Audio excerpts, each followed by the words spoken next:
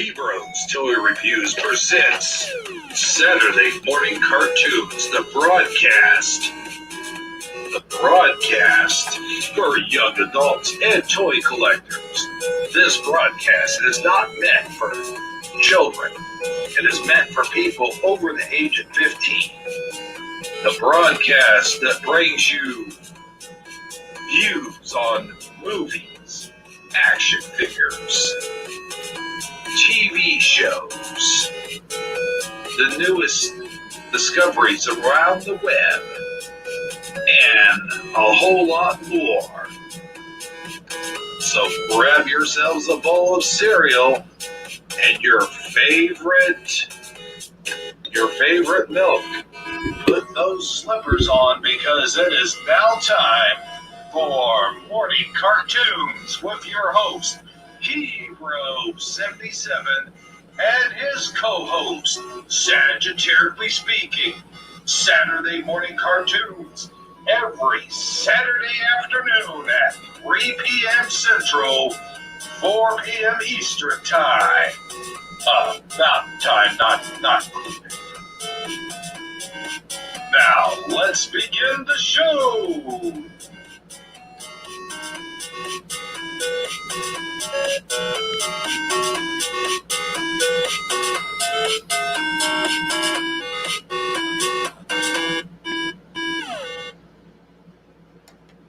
All right, hello everybody. This is Hebrews Toy Reviews, and welcome to Saturday Morning Cartoons. I'm your host, Hebrews77, along with my broadcast announce partner, good old Sagitarically Speaking, coming out straight out of Florida, Mr. Saggy. How are you doing today, brother? Your mic's muted.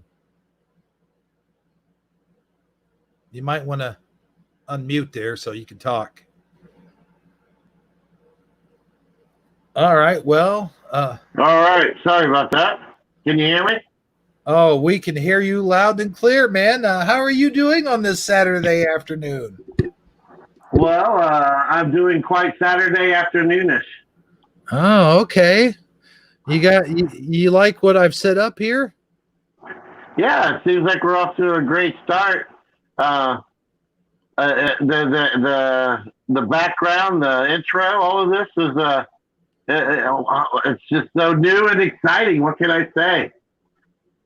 Well, I got to tell you, man, we're this is our first ever broadcast, and I just want to welcome everybody who's watching this broadcast this wonderful, fine Saturday afternoon. And we were gonna do this on the mornings, but it's like, no, thank you. Well, if you do end up changing it to the Saturday afternoon cartoons, that kind of rhymes. I'm just saying. Saturday afternoon cartoons. I kind of like that one a little bit. Yeah, I mean, it just hit me like an epiphany. Like, you know what? Like, I just, right before I said it, I thought it, just so you know. Oh, yeah, and it probably sounded funny in your head before you said it.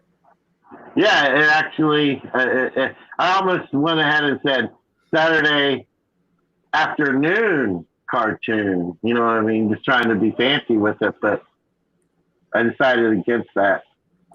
That's the way I thought it in my head. You know what I mean? Mm-hmm. You know what I almost did? I almost called it CAR, CAR dash tunes, TUNES. Oh, I see what you're doing there. Mm-hmm. Okay. Mm-hmm. So, or we could have gone with tune, like TOON, tune a casserole. Oh, okay. Well, now I think you're kind of pushing it just a little too far. Oh, okay. Yeah, reel it back in just a little bit. Okay. But if I'm sure that there's probably fish under the water. If we have any fish listening, they're cracking up. That's probably a hilarious joke in fish world. Yeah. Well, I try. Right. Well, hey, listen, we've got yeah, I think Go-Kart Bob is right. He says everyone's out swimming probably. Oh yeah, for sure. Yeah.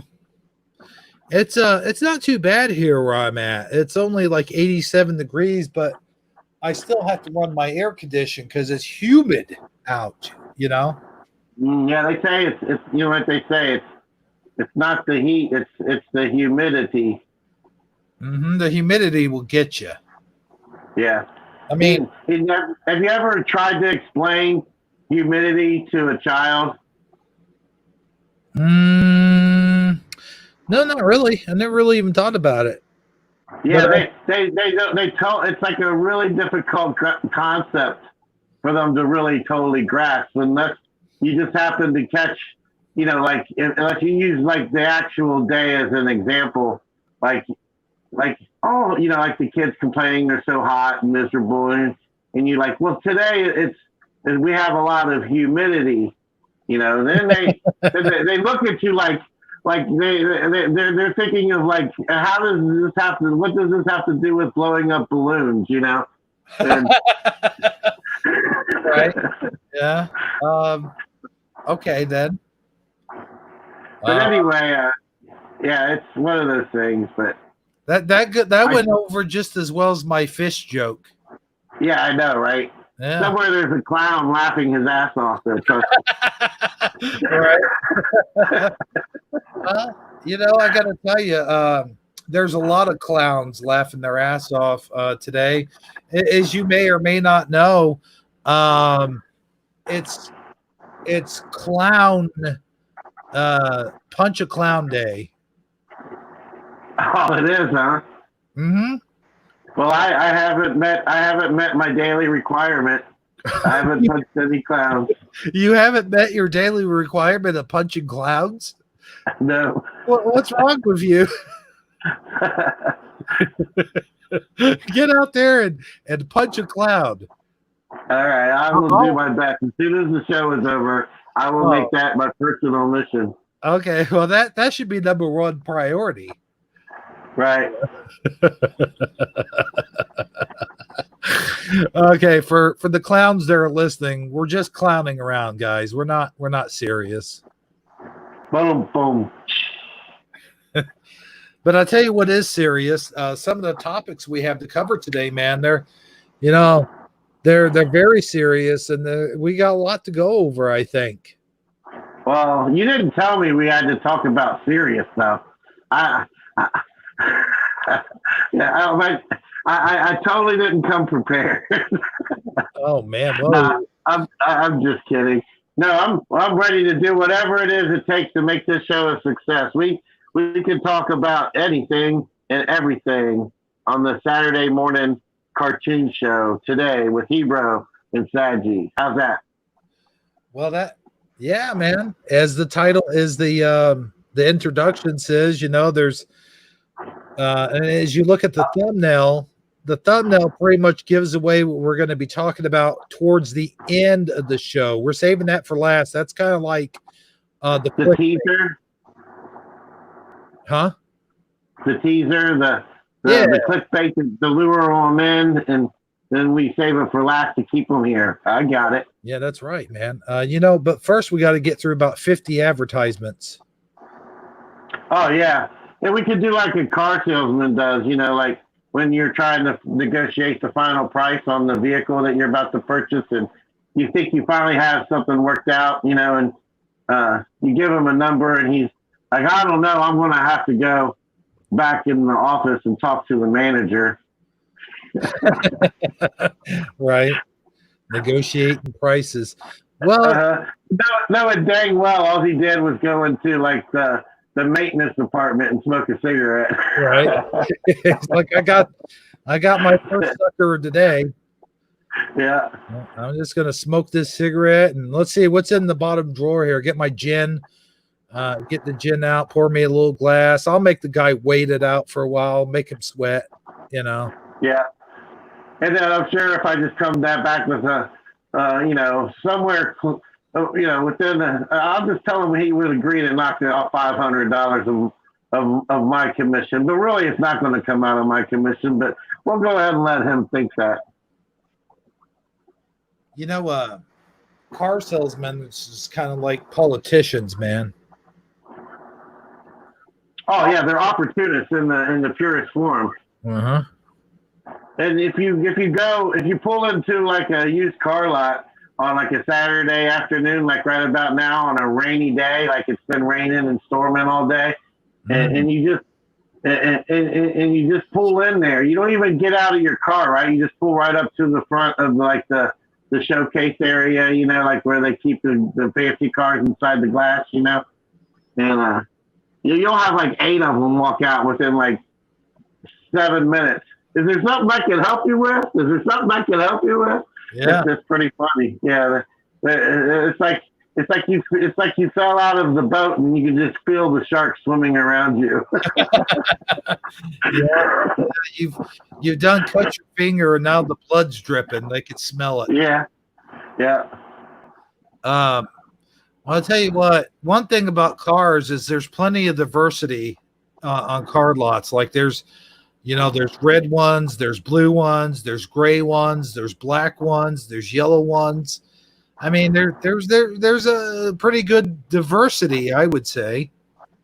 Oh yeah, and the funny thing is they always try to. They really try to, like, they act like the color is the deal breaker. Well, I mean, I don't know.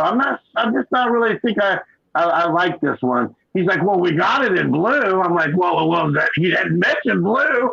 Well, seriously, since you said blue, that's a whole different story. Let's go look at the blue one. All the time we've been standing here talking, and I've been on around, and I didn't even know you had it in blue. Well, I got to tell you, I actually was speaking of blue. Have you ever seen the show Supergirl? Yes, I have watched it a few times. It's on Amazon Prime, I think. That's where I've seen it. I'm not 100% sure that's where I saw it, but I watched the pilot episode and a couple after it. I just wanted to see what it was about. I was curious. Well, let me ask you this: what are your first thoughts on the show? My initial thought was I liked the person that they got to play Supergirl. I thought that she has a certain, I guess for lack of a better word, charisma, the X factor, the mojo, the personality to be a super girl, I guess for lack of a better word, and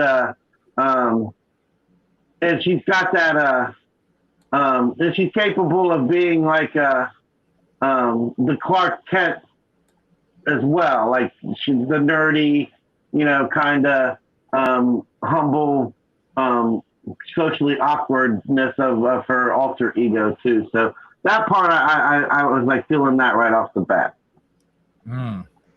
Well, I got to tell you, a lot of people are up in arms about Supergirl, and one of the things that I noticed right off the bat is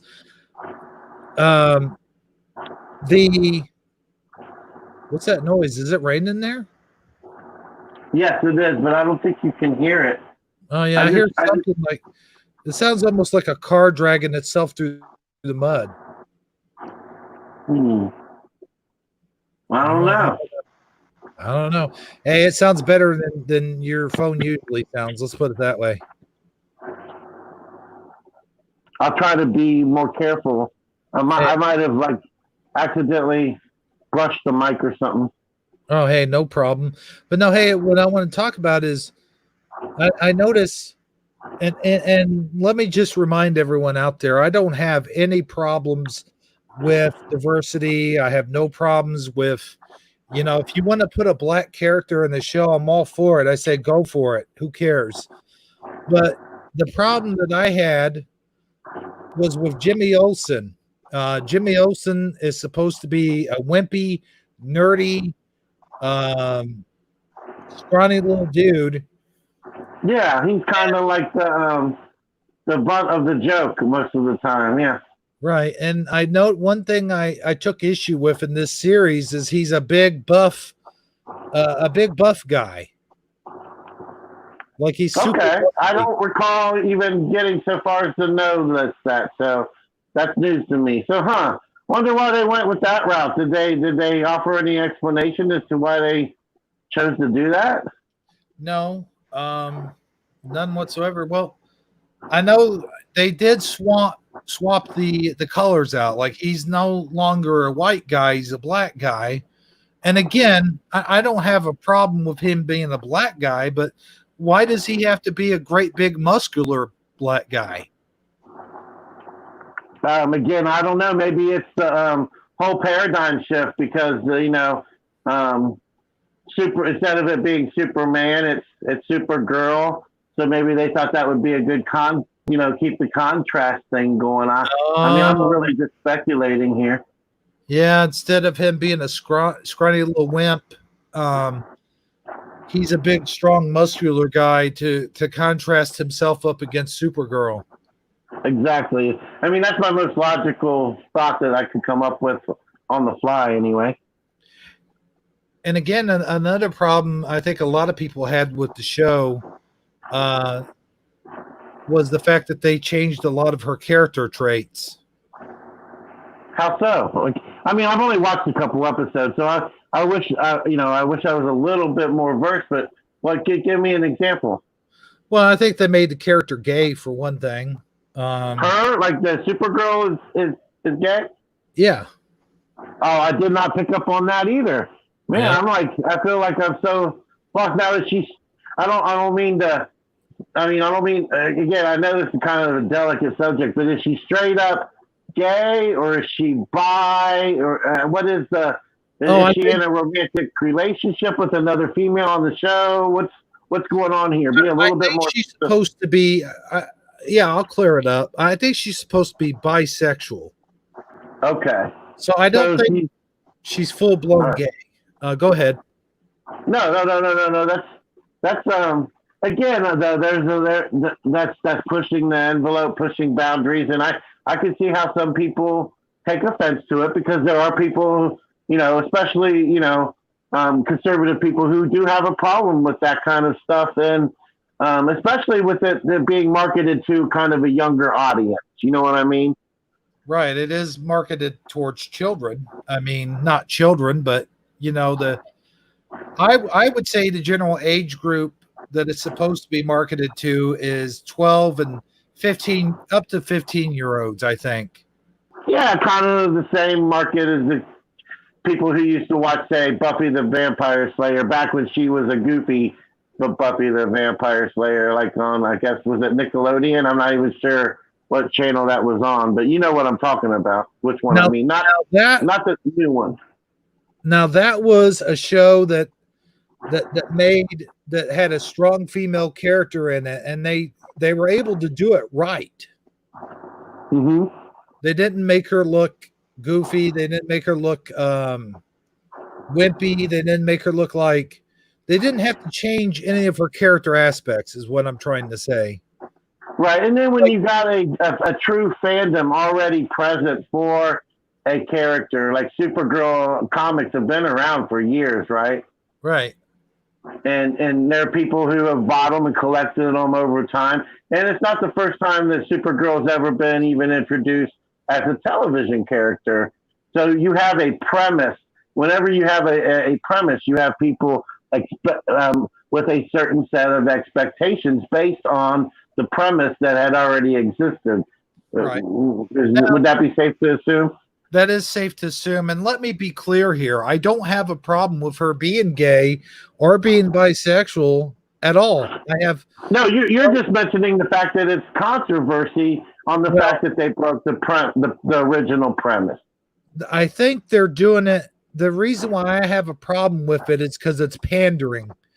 And I don't Pandering is a decent word for it, yeah. And and also it get a lot of times today in today's day and age, a good way to get free publicity or bonus, I call it bonus marketing, is to put something out with that kind of conjecture because just like what we're doing now, we're talking about it. Where had it came out and been exactly cookie cutter the same as every other one that ever came forth with no, no diversity changes, Jimmy Olsen is a big tough black guy and she's bi-curious and all this. That's hey, look, because the free publicity they're getting just off the fact that we're having this conversation, and so many more others, and the Twitter battles and the comment sections, and I mean, the controversy in itself is free publicity. You see what I mean?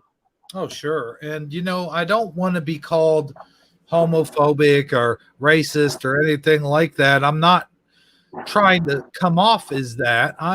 No, I wasn't picking that vibe up at all. Well, not until you said it. I'm just kidding. But there is legit homophobes that are out there bashing the show just because they hate gays. I'm just saying. Well, of course you are going to have that. That's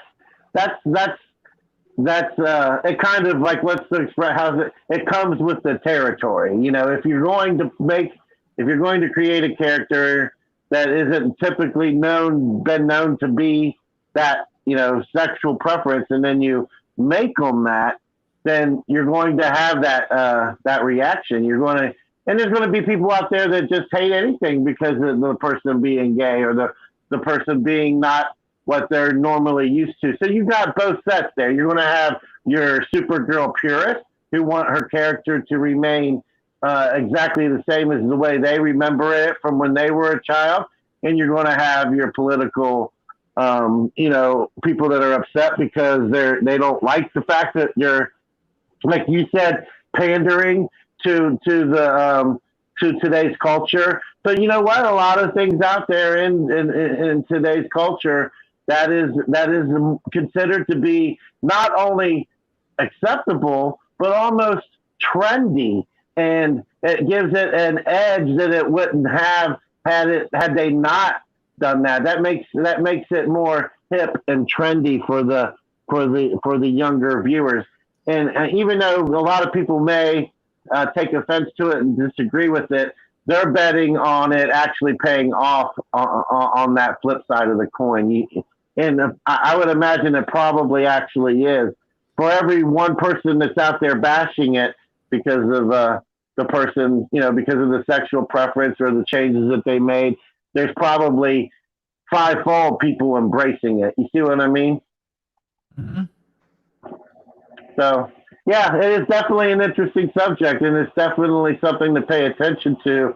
And like you mentioned right off the get-go, it's not that you personally are offended by it. No. It's just that you're noticing, and it seems to be not only for that show, it just seems to be a trend on TV in general and in pop culture.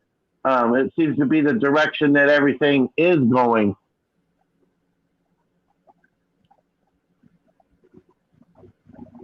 I was I'm sorry. Oh, okay. I was listening. Go ahead. I was just trying to look up the numbers, and actually, the last thing I heard was the numbers were dropping, but now they say she's getting good, solid numbers. And okay, if I had one good thing to say about the show, the good thing is it does tell good stories. It does have, good action to it, and it does, it does seem to do well with the demographic they're trying to pull in. As you can see here, you had a change in the numbers. Viewer change, 39% drop, as opposed. Let me ask you this: you got me thinking now. How old is your daughter? Huh? How old is your daughter? Well, I do have a daughter. She'll be 10 in August. Okay, so she's a little bit below the target audience. And how would if you walked in and she if she took an interest in a show or this show in particular, how would you feel about her watching it? Oh, I wouldn't care.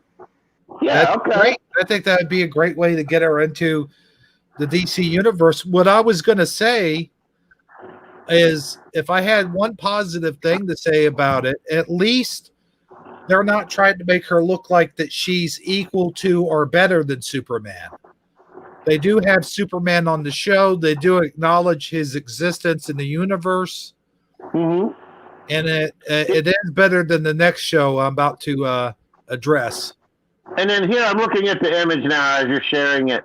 And here's what I got to say about her suit and her overall appearance. She is an attractive young woman. I mean, obviously. I mean, it's not like they're going to um, choose somebody who's unpleasant to look at as a star character on a TV show. But they have it just in this costume alone. They have it overly sexualized her. Like it's not, the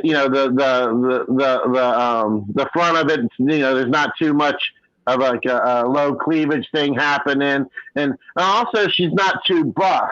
Like like kind of like she looks like she takes steroids and overly works out. She still has a nice feminine appearance, and she's got she's got that age. She's just at that age of coming into her own womanhood and all that. So I actually think that they pretty much nailed what they were trying to go for there. I mean, well, I don't know that.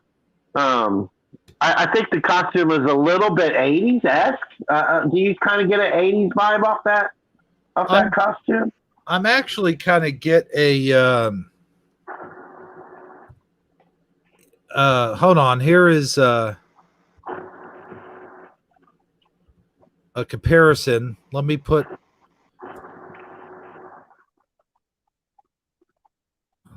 this on the screen for us to look at. The 1980s movie Supergirl. Oh yeah, I remember that now. Here's a comparison. Now her suit. Oh, I didn't know there was another TV show. Her suit kind of is reminiscent of the Christopher Reeve's suit. Let me go ahead and put that on the screen for you. Yeah, it is a lot more like the Christopher Reeve suit. And it's definitely 80s esque. Yeah. I wish I had a bigger. That's a good overall image. And I wish you could see more of the suit. Like you just barely see her belt. And she's not quite as I don't know. I guess she's about the same age. I was going to say she's not quite as old as the other one, but maybe. There's the rest of it. Okay. All right. Yeah, I mean, again, it seems a little bit more form-fitting, though, doesn't it? Yeah, I don't have much of a more memory of this show. I think it was I don't think I was ever really that much into Supergirl per se. I think the whole Supergirl hero is meant for to appeal to kind of bring in the female audience. Not that guys can't like it or shouldn't like it, but I don't think it. Most boys they want to jump around and emulate male heroes. They want to be Superman. They don't have a whole lot of interest in Supergirl or Batwoman or whatever, as actually when they're actually live action role playing in their mind, they always want to be the guy with the big sword or the guy with the big muscles or the guy they want to be the male macho, traditional macho hero. You know what I mean? In their mind, that's what appeals to guys. So this is kind of a way for girls to have a way to feel superhero-y as well. And I think that's a great thing. You know what I mean? Oh, absolutely. I think girls should have role models that are just as strong and just as powerful as boy role models. And we had a good surge of that in the 80s when you look back on He-Man You know, He-Man's counterpart was She-Ra, and She-Ra was just as strong, and actually some of her weapons did a lot more than what his weapons did. So, in my opinion, that was a good example of how to do a female superhero, in my opinion. Oh yeah, it was definitely, and it was even. I would imagine that the show like that one we were just looking at, the '80s one. They put a lot of effort into it. They tried really hard, and it eventually it may. How long did it last? Maybe a season or two, if that. And it probably ultimately failed because it was really kind of hard to bring in that female audience, but they wanted to, for lack of a better word, like you said, pander to that audience. So when you're trying to bring in a an audience that doesn't typically watch that kind of thing, this you kind of do kind of have to, on some level, I believe, from a marketing point of view, have to pander to some degree in order to draw in the viewers. I'm imagining. I mean, I'm not no marketing CEO of a um, of a DC universe, but I imagine that's probably the case. The sales of comic books, in the comic book stores, is probably a good ratio of the customers that walk in the door to buy them are boys versus girls. You see what I mean? Yeah. The other thing I was going to bring up was the new She-Ra cartoon. Now that one is pandering at its best. It's pandering to the the JLTB CBXQ WYXZ community. Right. Again, though, that's Well, kind of the trend nowadays. So doesn't surprise me one least little bit. here's a side by side in comparison also of that. Hold on, let me get on the screen here. Now I did want to talk about Batwoman because their ratings dropping completely. I mean, they're just sinking into a hole of a bottomless pit, if you will. But here's the She-Ra. The abyss, huh? Here's the two She-Ras side by side All right. in comparison, and you can tell they just the artwork's not as good. It's just It almost looks Japanime, like Japanese anime on the right there a little bit. oh, it is Japanese anime. I think it comes from the same company as what's that one guy that has a star on his chest? Oh, I can't think of it right now. But that show hit rock bottom. It was on Netflix. I think it went like one season, and then you didn't hear of it anymore. And I think that's because fans are sick and tired of these shows that sort of try to they're not good to the original the original materials, source material is what I'm trying to say. Yeah, and when you're trying to take something like we mentioned earlier, when it already has a premise, a sound premise of what people of expectations of what people are used to, and then you try to overly diversify it to pander to the new audience, you're going to lose that core audience that was really probably of all the people out there were the ones who were looking forward to the fact that they were revamping it the most. And they're going to be when you lose that core audience, you're basically starting from zero because the core audience is not going to accept it once they realize it's not what they were hoping for. You know what I mean? Exactly. That's And that's happened a lot recently with the whole Star Trek series. It's been going. It's been ever since CBS acquired the rights for Star Trek. They've really been kind of hit and miss on the true Trekkie fans um, accepting some of these new narratives that they've came up with. Oh yeah, kind of like you know, we've talked about it before. One thing we talked about Picard before on my other channel, but I don't think we quite dug into Discovery. No, we really haven't talked about the series in depth at all, really.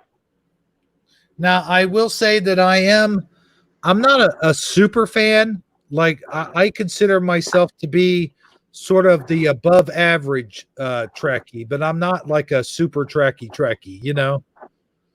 So we can't have a conversation in Klingon or anything. No. I'm not that big of a Oh, okay. I will say Gawk. Gawk is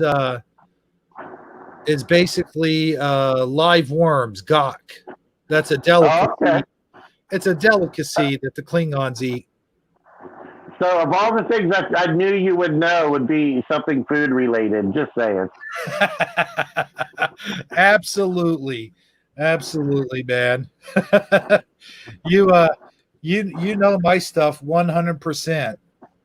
No, why does it have to be worms? Now that's a whole different issue.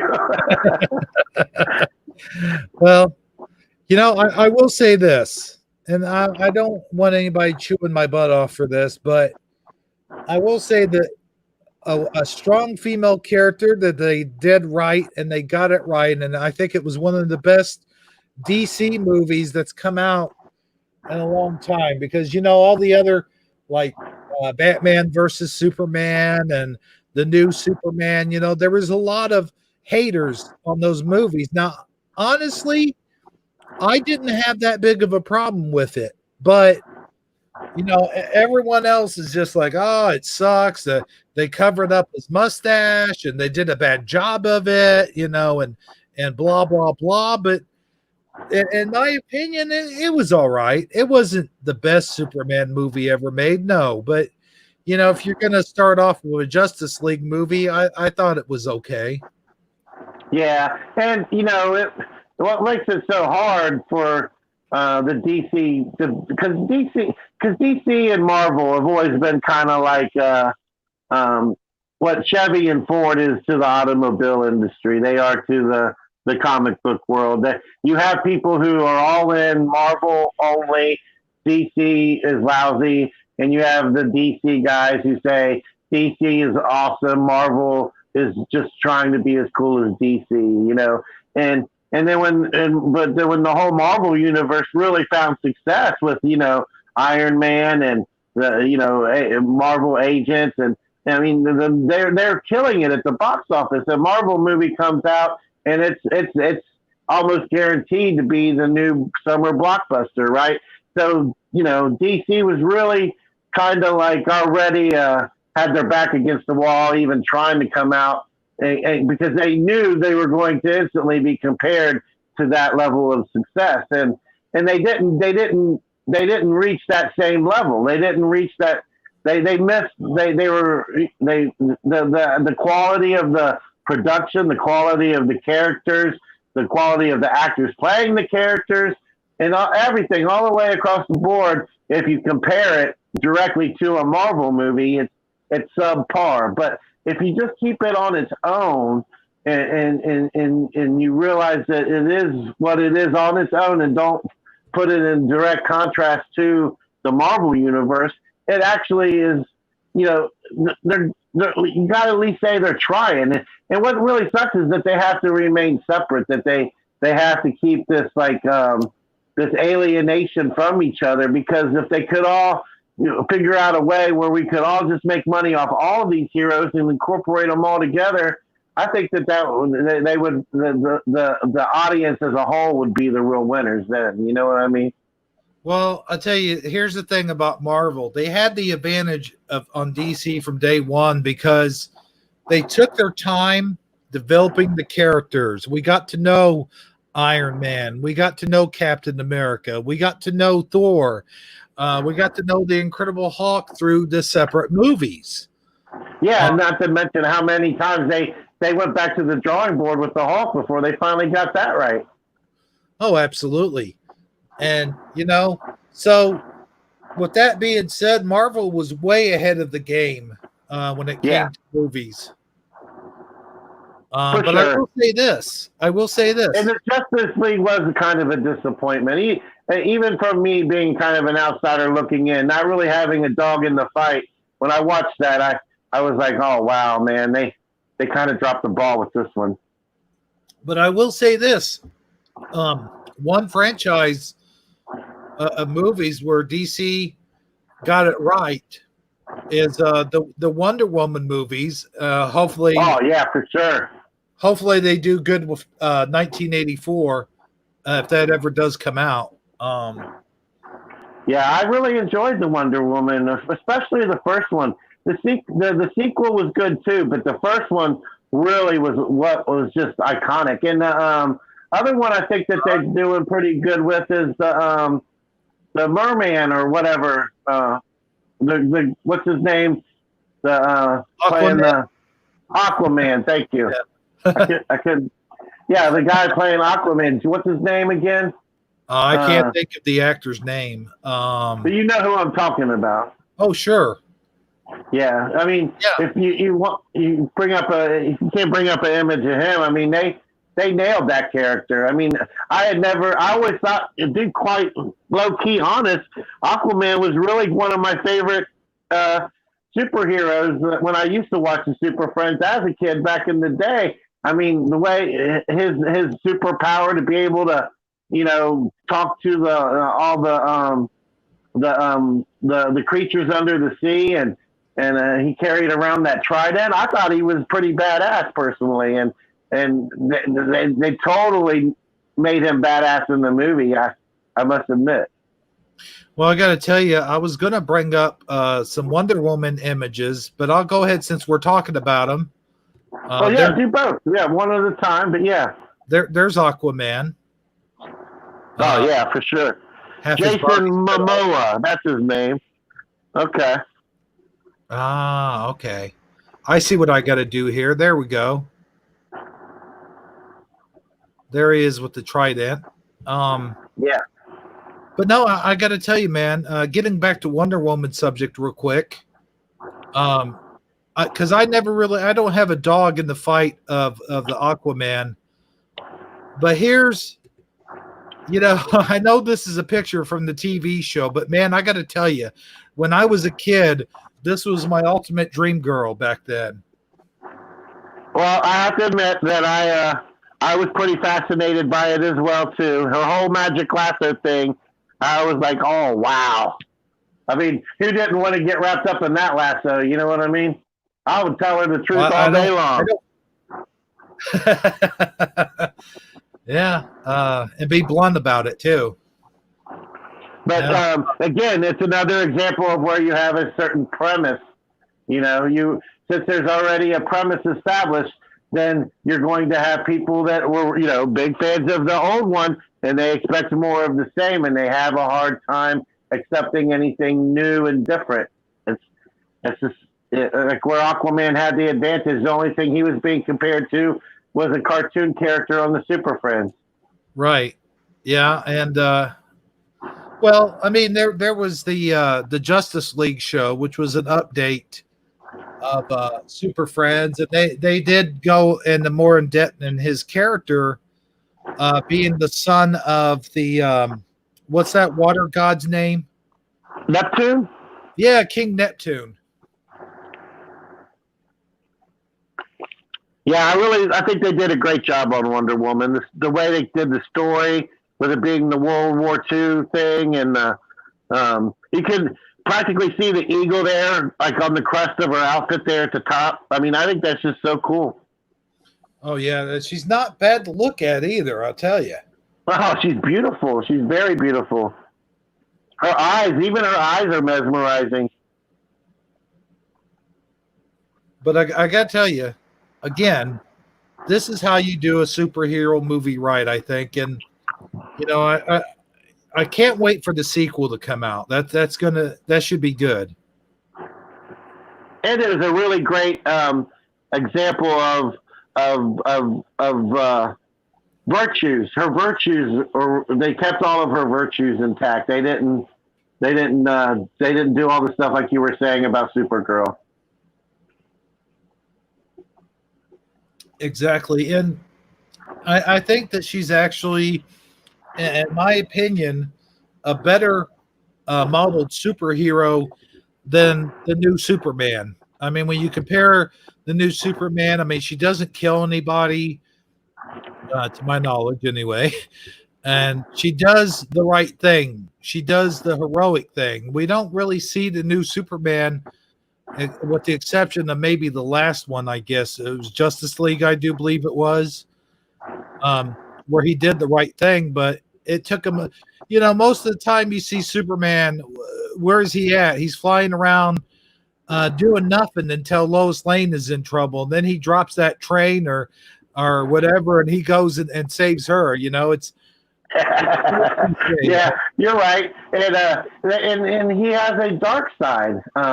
Obviously, Batman, he profiles his dark side, but they really kind of put in like a dark element into him, And I'm not used to seeing that in Superman, where he's good. He's about as clean. His character should be clean cut, And that's in my personal opinion, but whatever.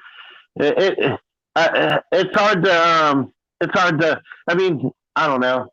I see what you're saying, I guess is what I'm trying to say.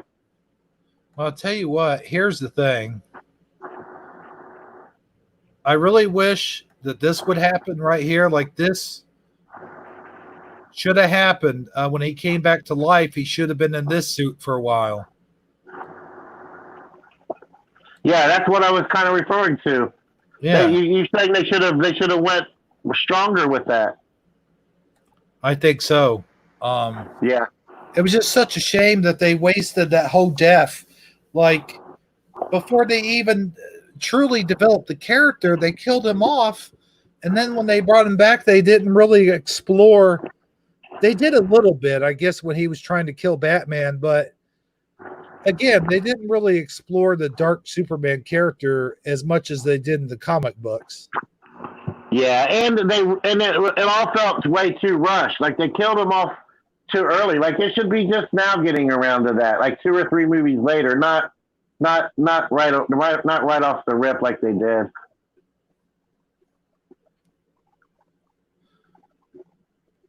Oh, Lorraine Moore says she has to see Wonder Woman about a rope. I guess Lorraine wants to get you in her lasso of truth. Okay. Well, it's hard for me to tell a lie. I can tell you that much. Right. Well, it happens. That's what I'm all about, seeking the truth. That's what I do. Sadie, always pushing forward. Well, I always thought of you as a truth, justice, and American way kind of guy. Well, thank you. I'll take that as a compliment. Oh yeah, absolutely is. And you know what? I think we're having a good time with this broadcast so far. I actually got to be honest with you, and I don't mean any offense to the Mandela community or anyone on that side for the other channel, but I'm actually enjoying this a lot more. I find this a lot more relaxing, is what I'm trying to say. Well, I'm glad to hear that. I'm glad. I know this is a passion project of yours, and I'm glad to be part of it. Thank you, man. I appreciate you coming on and being a whole part of it, and we got a lot more to talk about, but I definitely wanted to mention that. And I do appreciate Lorraine Moore and Go Kart Bob coming over from the other channel. Thanks, guys. It was awesome of you. Yeah, for sure. We can use all the support we can get. But I got to tell you, going forward here, this is a cartoon, and this is called Saturday Morning Cartoons. Well, we haven't mentioned any. This is a cartoon. You said that we're a cartoon. We're a cartoon. Yeah. Okay. I'm Bugs Bunny, and you're Daffy Duck. All right. Or wait a minute. maybe I'm Daffy Duck. I'm kind of the manic one, you know. Yeah, well, I'll be whichever one is in season right now. It's Wabbit season. It's duck season. Wabbit season. Duck season. You know. But hey, did you know that there's you know how I'm a big fan of He-Man and the Masters Universe, obviously. Well, yeah, I think you may have mentioned that. You know, I mean, well, the name. I know you're transitioning, but before you get off this rabbit season, duck season, I have a question for you. All right. If you were at a fancy restaurant and they had a Chef Ramsay type place, and they had they had a special on duck and rabbit, which one would you be most likely to order or try at the 5-star restaurant? Well, I got to tell you, I've had rabbit plenty of times in my life. You know, we used to have rabbit almost every weekend. So I'm going to have to say the duck. I've never had duck before. You know, it's funny you say that because I would have said exactly the opposite. Not that I've ate duck a lot, but I've had duck on a few occasions at restaurants. You know, I've tried it. You know, my curiosity. The rabbit wasn't offered, so duck was what I had to choose. And I thought I really didn't much care for it. Most times, the second or third time I tried it, I was doing it like, well, maybe the other restaurant just didn't do it right. So maybe I'll give it one more try, you know. And it has like a almost like a rubbery texture. It's hard to explain, but it's like the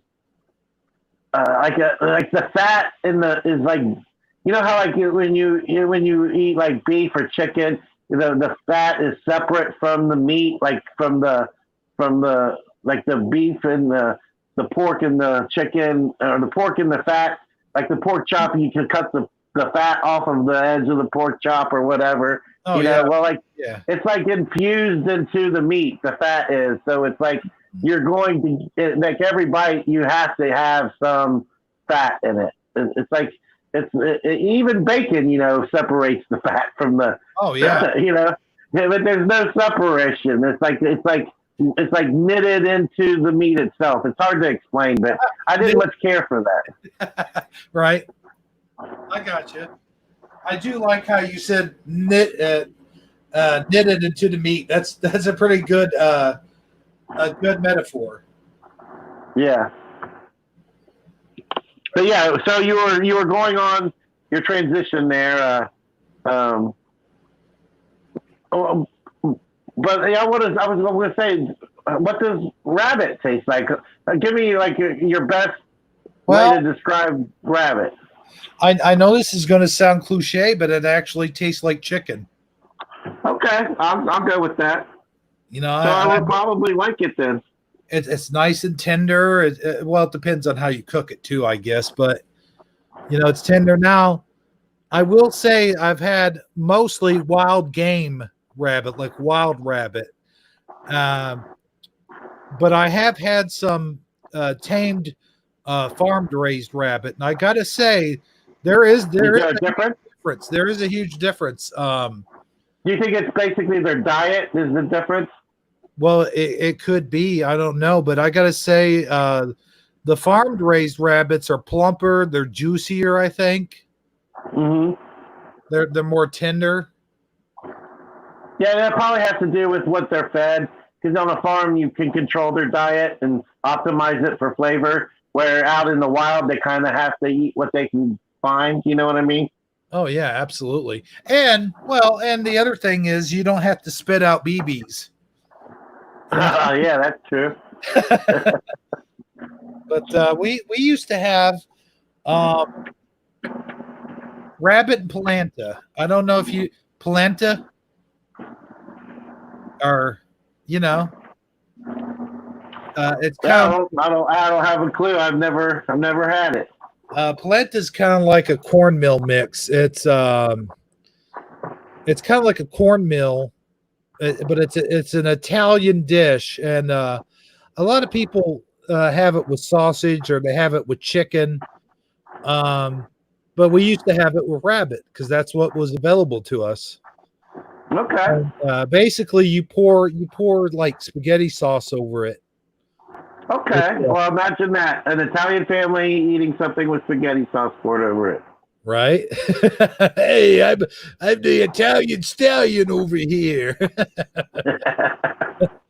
You want some spaghetti sauce? I bet you are particular about your spaghetti sauce too. Some old ragu out of the jar isn't up to your standard. No, it's got to be homemade. It's got to be homemade squashed tomatoes. That's the best way to describe it. Ragu. I honestly think ragu is basically ketchup with Italian seasoning in it.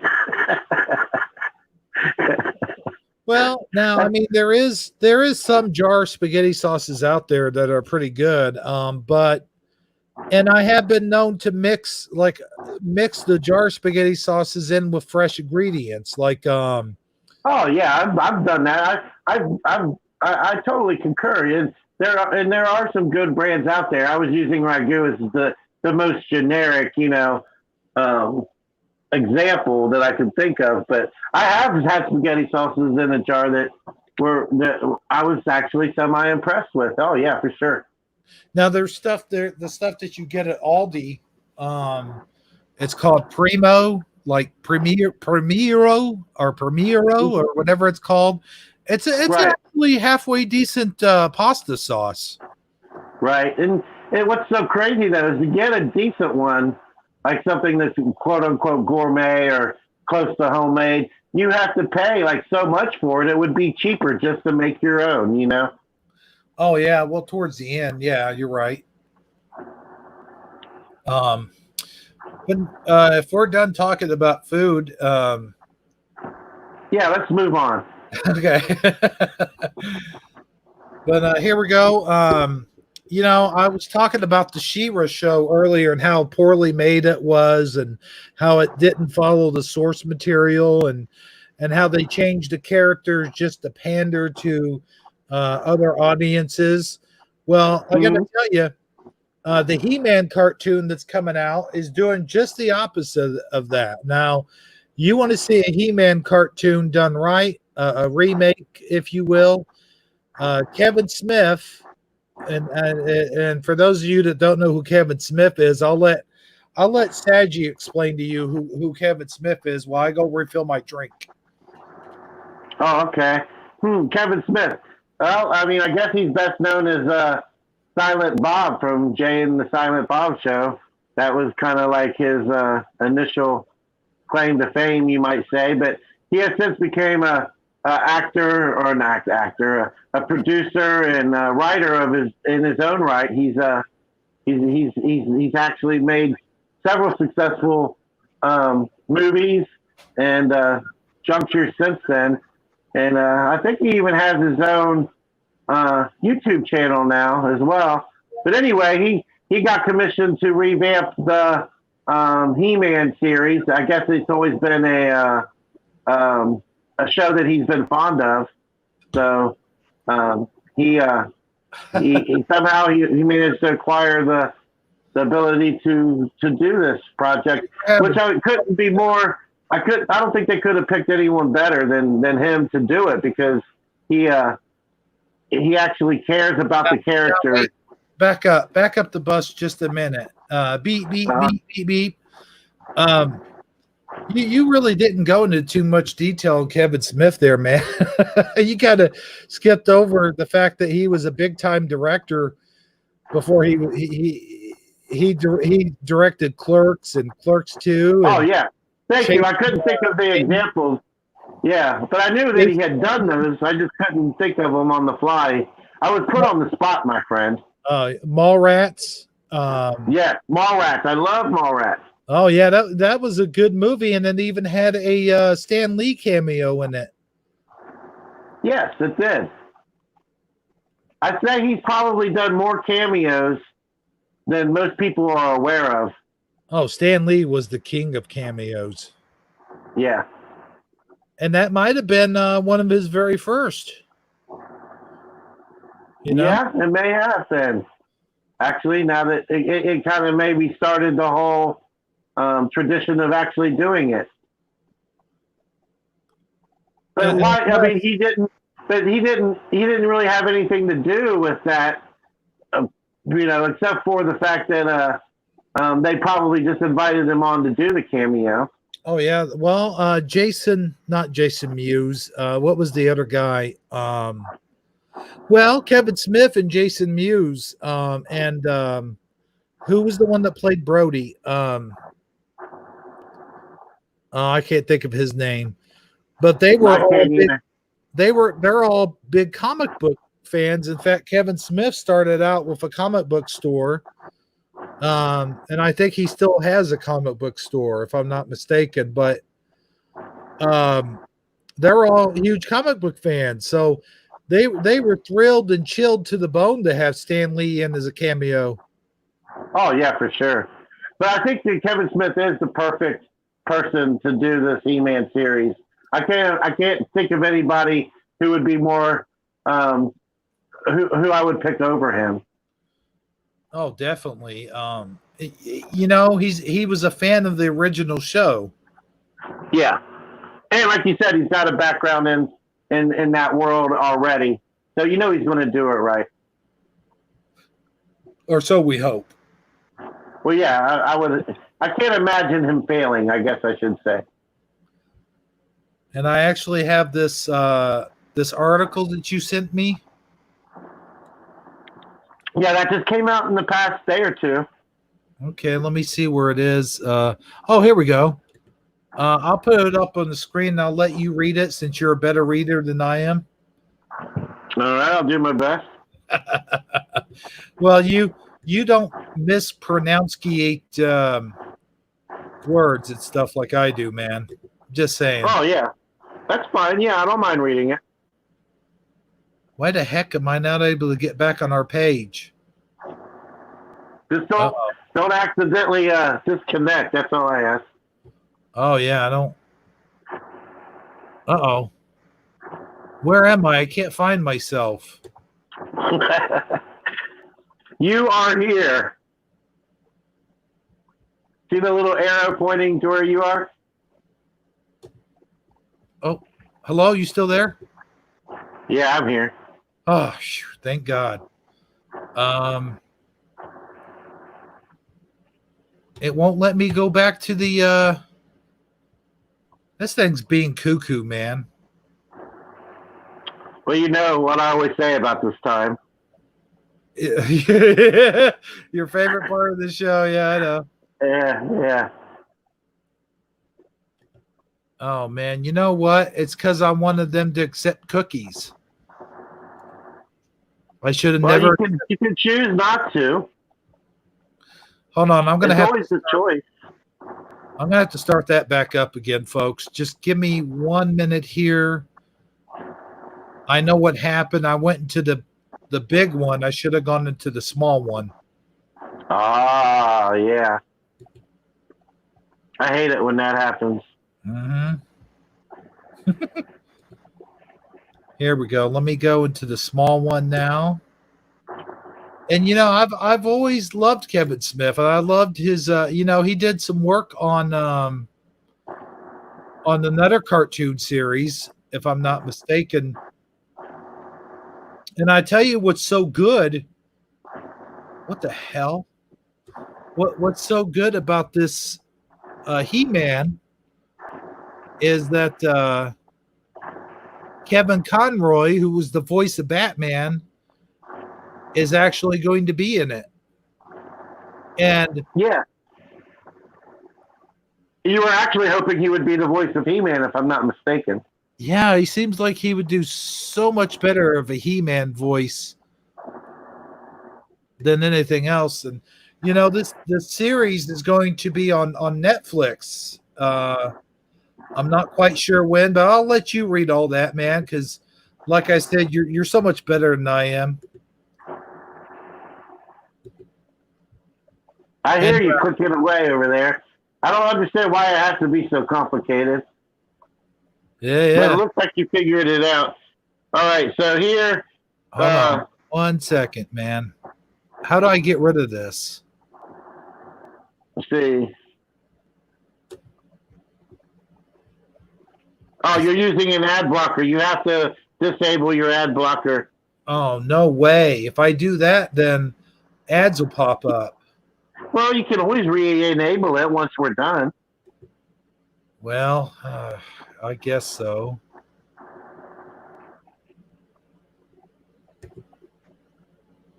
There we go. Okay, let me go up. Can you see the Castle Grayskull there? Yeah, it looks quite sinister.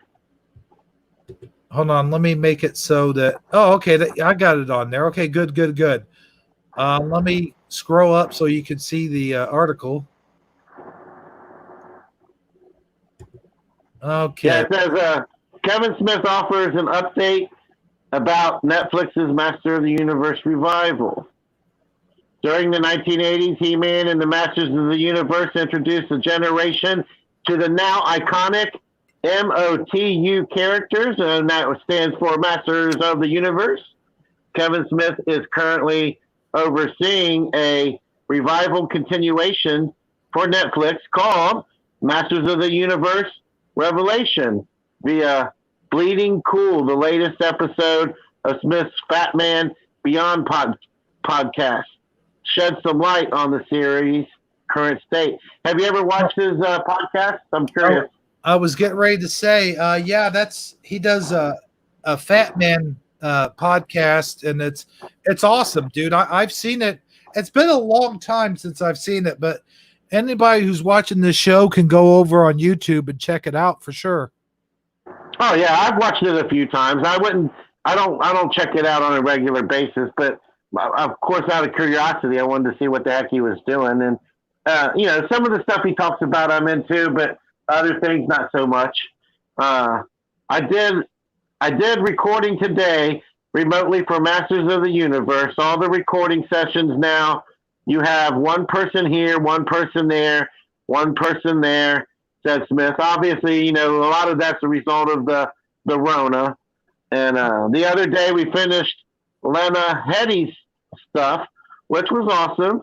She's over in the UK, so it was early in the morning for us, like 8 a.m. But whatever time it is over there, I could just listen to her all freaking day long, man. She just brings it and chews the effing dialogue and makes it so good.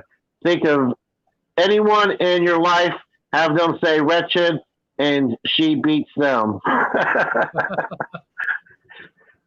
But, all right, so it goes on to say here, I think it's Steven. You went a little too far down. Oh, yeah, Stephen Root. Hold on, I can. By the way, there we go. By the way, this is a Mandela effect for me. A what? A Mandela His effect. name? Yeah, no, Stephen Root. I thought Stephen Root was dead, but I was obviously thinking of someone else. Go ahead. All right. He finished up all of his Cringer stuff. Absolutely wonderful, added Smith. We have finished Chris Wood and all of the He-Man Prince Adam stuff. We finished up Sarah Michelle Gellar for all the Tila stuff. And today was like all Mark Hamill. All of the Skeletor stuff is now recorded. I've heard now all of the scripts brought to life. I've heard the last line of the show. So it's been fantastic. Now, I love the fact that these are like well-known people doing these voiceovers. I mean, that is that says a lot about the level of the quality that it should turn out with. These are all these people are known for in their own right for previous successful ventures. Well, for those that don't know, Mark Hamill is a very successful voice actor for a lot of cartoons, including he played the Joker in Batman, the animated series, and a lot of the other following Batman cartoon feature films and the Justice League cartoon series as well. Yeah, people actually don't accept a Joker unless it's Mark Hamill's Joker doing the voice for Joker. He's actually kind of like the standard. If you don't have him, then you really don't have the Joker, they say. And let's see here. I lost my spot. Sarah Michelle. All right, yeah. Okay, Sarah Michelle Gellar, Mark Hamill, Chris Wood are headlining the series. Gellar will voice Tila. I already read that part, right? No. Or yeah. Okay. No, because it's a different article, right? Or not a different article. Well, anyway, okay. Tila, okay. Chris Wood are headlining the series. Gellar will voice Tila. Hamill is Skeletor. Wood is He-Man. Prince Adam. Hetty will voice Evil Lynn. And Liam Cunningham as Man-at-Arms. Griffin Newman will play Orko. Stephen Root is Cringer. Deidre Bader is King Randor. Alicia Silverstone as Queen Marlena. And Susan Elzenberg as the Sorceress. Masters of the Universe Revelation is currently in production and is likely to premiere in 2021. However, Netflix has not yet set a premiere date. I think that there's a lot of anticipation for this series. I would say that even people who wouldn't even normally be that much into He-Man are going to take interest in this project simply because of all the stardom that is surrounding it. Oh yeah, man. I mean, you got a lot of premier actors, as you mentioned before, and there's a few names there I don't recognize, but I definitely recognize like Stephen Root and who's the other one? Susan who? I would have to go back. I don't remember. Oh, hang on a second. Let me see. Susan Eisenberg. I'm not really sure who that is. Oh, Alicia Silverstone. Alicia Silverstone. That's who I meant. Oh, you know who that is, I'm sure. Oh yeah, absolutely.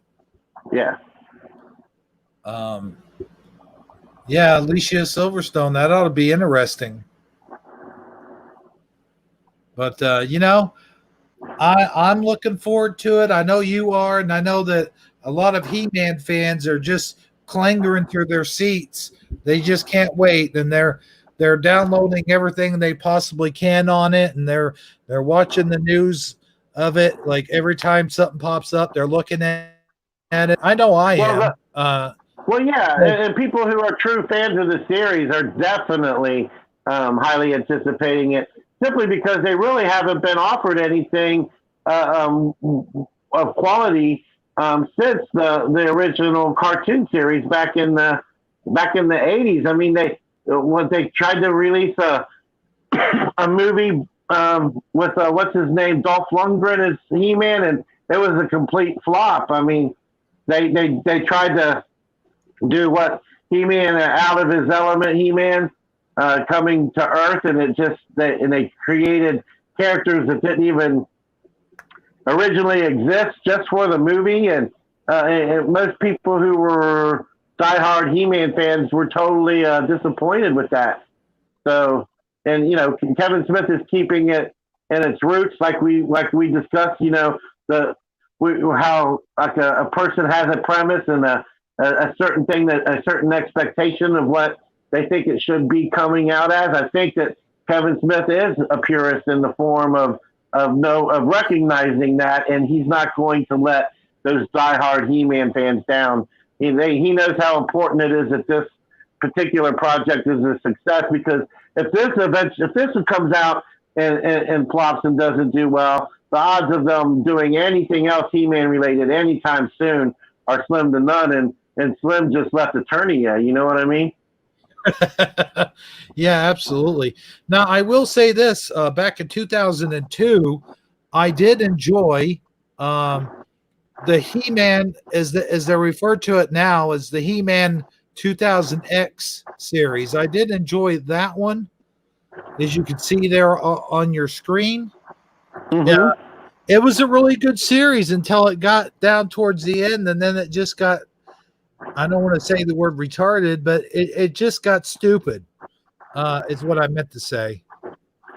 Yeah, I think that shows, our age difference there because I had totally moved on. I didn't even know that this existed. Oh, yeah. Um, But I do like just looking at the art, I'm loving the way they depicted Stratos in that artwork because Stratos was always one of my favorite He-Man Alliance guys. Like I actually had that action figure as a kid and remember flying him around and stuff because he was just a cool dude. he was a cool dude. Now in the 2000X He-Man, they voice him as though they're doing a Sean Connery impression, but it's still pretty good. Okay. I highly recommend you go check this out if you haven't seen it. I think this was back in 2002. I might have been in my early to mid 20s at the time, like Okay. 24 or 25 when this came out. Yeah, that would have put me at about 20, 5 or 6. I was at that age. I had just gotten married. I had just moved into my first house, and I had like a 1 or 2 year old daughter. I was taking life by the horns. I didn't have time for TV at this particular juncture in life. Yeah, I got you, man. We all have to go through that time in our lives where it's time to knuckle down and do some adulting. But when I was in that particular um, age of my life, I didn't have any family, wasn't married, I didn't have any kids or anything like that. So I was still going to strip clubs and living it up as an exciting bachelor. You were living La Vida Loca. Living La Vida Loca. I haven't heard that one in ages. Since you're at the strip club, huh? I don't know about all that, but I'm just trying to be funny, my friend. knowing now whether or not I'm succeeding, I have no idea. Oh, well, knowing what we know today about Ricky Martin, that is quite actually funny. What do we know today about Ricky Martin? That he's a washed-up has-been. Oh, okay. I thought maybe I missed something because I wasn't up on my current knowledge of him. Ricky, good old Ricky.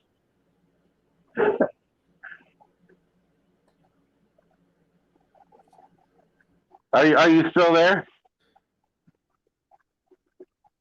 Uh-oh. Oh no, I'm just. Uh-oh.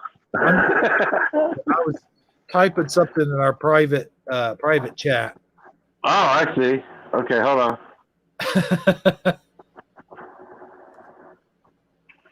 All right. Well, thank you. Thank you for that. Yeah.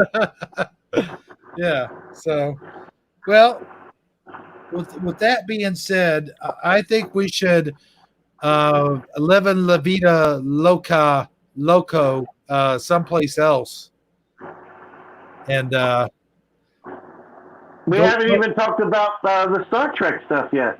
Well, that's I was doing it. I was trying to do a smooth transition into that.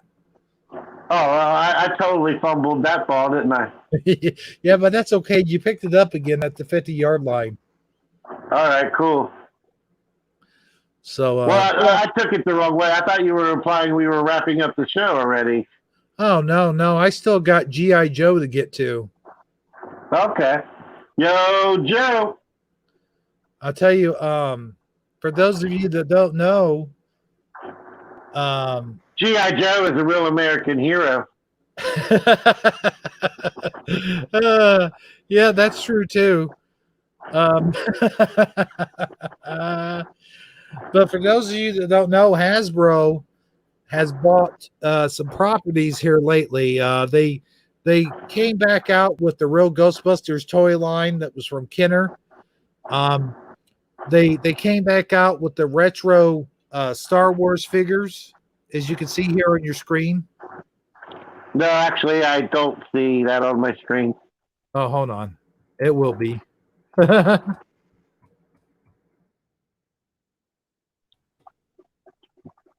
I just see a couple of goofballs with hats on. Oh, yeah. Well, it will be on your screen here momentarily, sir.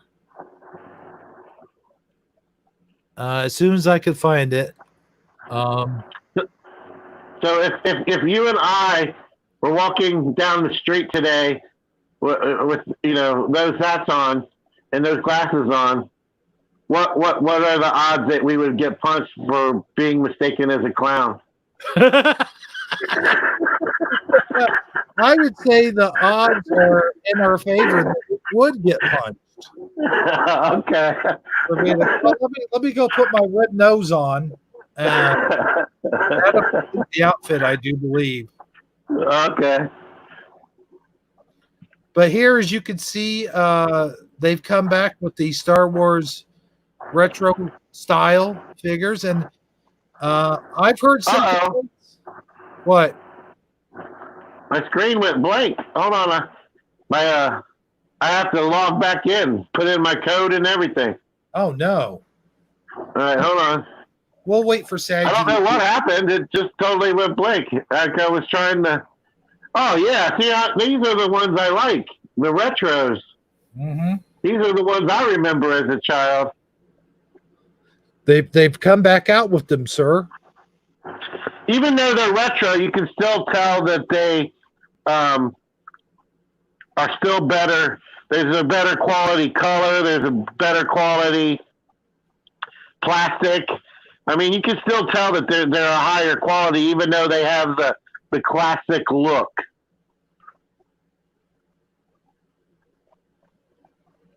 Would you agree? I would have to agree to disagree. There's a lot of people who are complaining about these, believe it or not.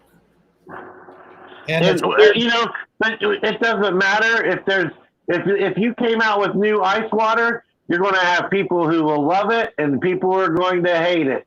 So the fact that somebody is hating on it does not surprise me. This is retro collection. Yep, retro collection. All right. Well, there you go. You can see Han Solo, and I'm doing something weird. You can see the camera's doing like a green screen effect back there. I forgot to turn it off. So, have you taken it out of the box yet, or any of them out of the box yet? Oh no. I will keep these in the box as long as I shall live. Well, the reason I ask is because then I would like to know what if when you physically hold it, does it feel like a better quality figure than the old ones? Well, I mean, they're from the same exact mold as the old ones, so I would imagine they. But you can already tell the color is brighter and fuller and more in depth. And then I'm wondering if the quality of the material of the plastic that they're using is a better, higher quality as well. That's what I'm trying to get at. I don't know. I don't know, sir. Okay. But I understand why you don't take it out of the box. I don't blame you. Oh no, I'll never take these out of the box as long as I shall live, as I mentioned earlier. So anyway, this seems to be a trend that's going on. That's what separates you from the adult collector, from the child who gets one, under the Christmas tree, because that plastic isn't lasting longer than a pair of scissors and some how fast you can untwizzle the garbage ties that are strapped to its legs. You know what I mean? Well, these don't have garbage ties on their legs, because back then they didn't put garbage ties to them. Oh, well, okay. I mean, you get what I'm trying to say, though. that a child's going to rip that thing open faster than you can say, "May the force be with you." You know what I mean? Definitely. Yeah, and if I had an extra one, I'd probably do the same thing, but not going to happen. But Right. I wanted to go ahead and jump into um, this. This is a trend that's going on. They're using our nostalgia to go and buy products that they're coming back out with. They're using some of the same modes, and they're not the Star Wars isn't the only one that's gone on the bandwagon. Check this out. The Kenners, the real Ghostbusters, as I mentioned before, there they are, as you can see. You know what? I think there's a couple of things going on here as to why this is happening. First and foremost is lack of creativity. Nobody has new ideas anymore. But let's not harp on that particular subject. And then you have you have B. These are proven. These have been proven to be successful in the past, so they have a history of already doing well. And with that being, and that ties into like B slash second point of B. A lot of stuff that they're coming out with now, new in toys, especially the Star Wars series. It's nobody's buying it. No, the kids aren't really. There isn't a demand for these the Star Wars action figures like in comparison to when it was in its prime and its heyday back when the retro ones we were just looking at, they used to fly off the shelves. You couldn't even find certain characters that you really wanted because they couldn't keep up the production with the demand. And then lastly, a lot of people that love this sort of thing, the old Ghostbusters and the original Star Wars, they're now our age and and we're the ones who have the money. We've established ourselves hopefully by now in life in some way, shape, or form, and we actually have. We will spend our hard-earned dollar on these things because of the nostalgia factor. It takes us back to our youth, and we can actually afford to buy this crap. So I think it's all of that above is why it's kind of going in this direction. Well, what are your thoughts? Well, here's the thing. There's a lot of adult collectors now who maybe maybe they weren't able to purchase these things when they were kids because they were either too young or they were too old. They were growing out of it, sort of. But I think there's a lot of adult collectors who were kids back in the 80s and early 90s who appreciate this kind of stuff. And like you said, they're using the nostalgia to get them to take their hard-earned cash and dig into this stuff. But a lot of it's being frowned on the adult collector community because they're saying, well, it's not as good quality as the old ones, or it's all Walmart exclusives, and the only way to get a hold of these toys is to go to Walmart and buy them. Really? They're doing that, huh? Yeah. That I don't like. I hate that it's Walmart exclusive. I almost wish you hadn't told me that. Uh-oh. Yeah, I mean, it really that's I find that offensive that they're doing it that way because there's so many mom and pops comic book stores and collectible stores that would love that this would be a way for them to kind of have a slight resurgence in business at their business, and they've been the backbone of the collectible industry for so long. When Walmart wasn't there for the fans, those stores were the places you could go and get that sort of thing.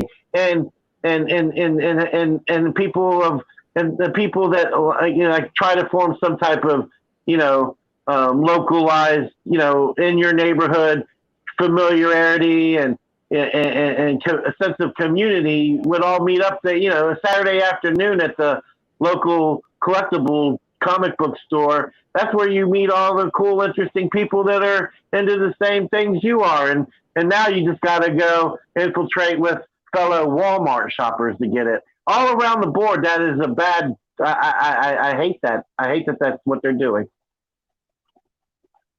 And a lot of the adult collectors are also complaining because a lot of them put in their pre-orders um, for these Ghostbuster things, and a lot of times the people who would go to Walmart and actually buy the toys were getting them faster than the ones who had these on back orders. They had pre-ordered all of them, and when they're getting them back, they're not getting the same thing that they ordered. They're getting different versions of them.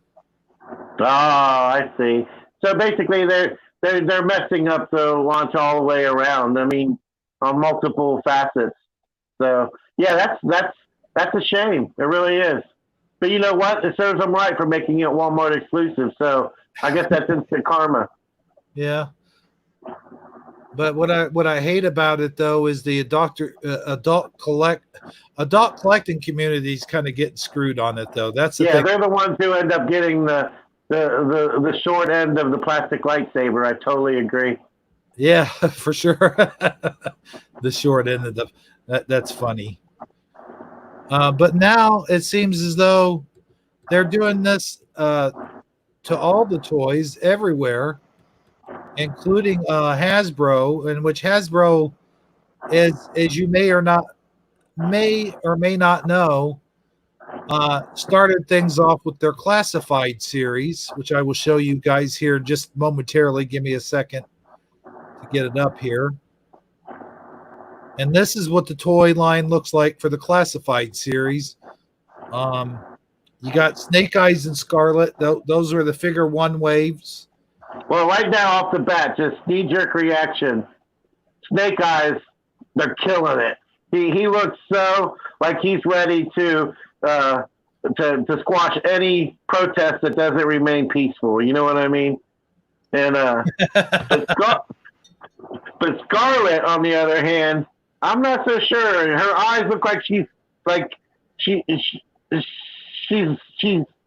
it looks like she's shocked, like she's seeing like her long lost cousin from back in the day, or I mean, she's got a weird like facial expression thing going on. Wouldn't you agree? I would happen to agree with you. I don't like the Scarlet figure. I don't like what's going on here with this earring over here like this. Shoot, hold on. Right here. Yeah. I don't like this uniform, the way they got. What is going on with this uniform? I don't get it, you know? I don't get it either. She looks all discombobulated. I mean, in all kinds of ways. Her jaw and her cheeks and everything, and her face. It almost looks like they took a male action figure and tried to feminize it. That's funny you should say that, because that's what they actually did. No, I'm kidding.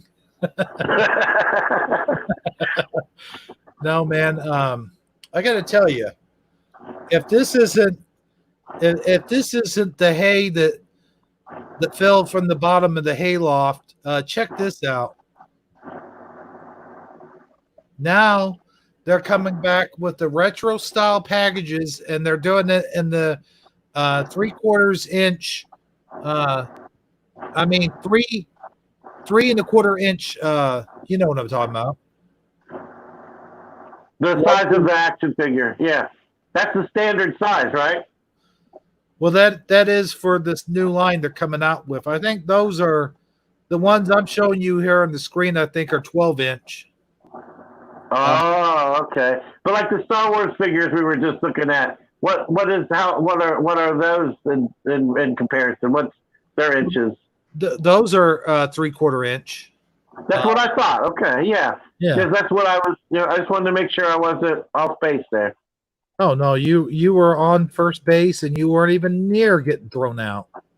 All right, cool.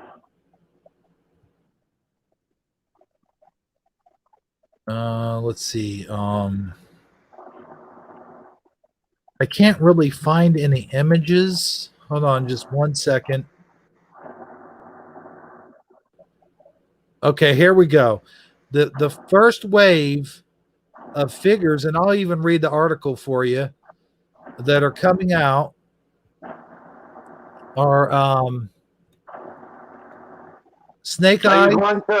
Are you going to allow Bleeding Cool to send web push notifications?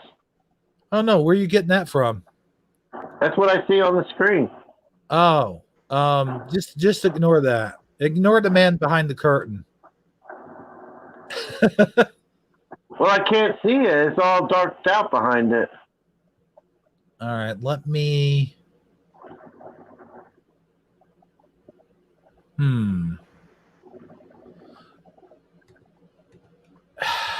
I guess if that's what they want. How do I do that? Oh no, I think it's trying to tell you in the. Let me see here. Subscribe to click. Oh, there you go. There we go.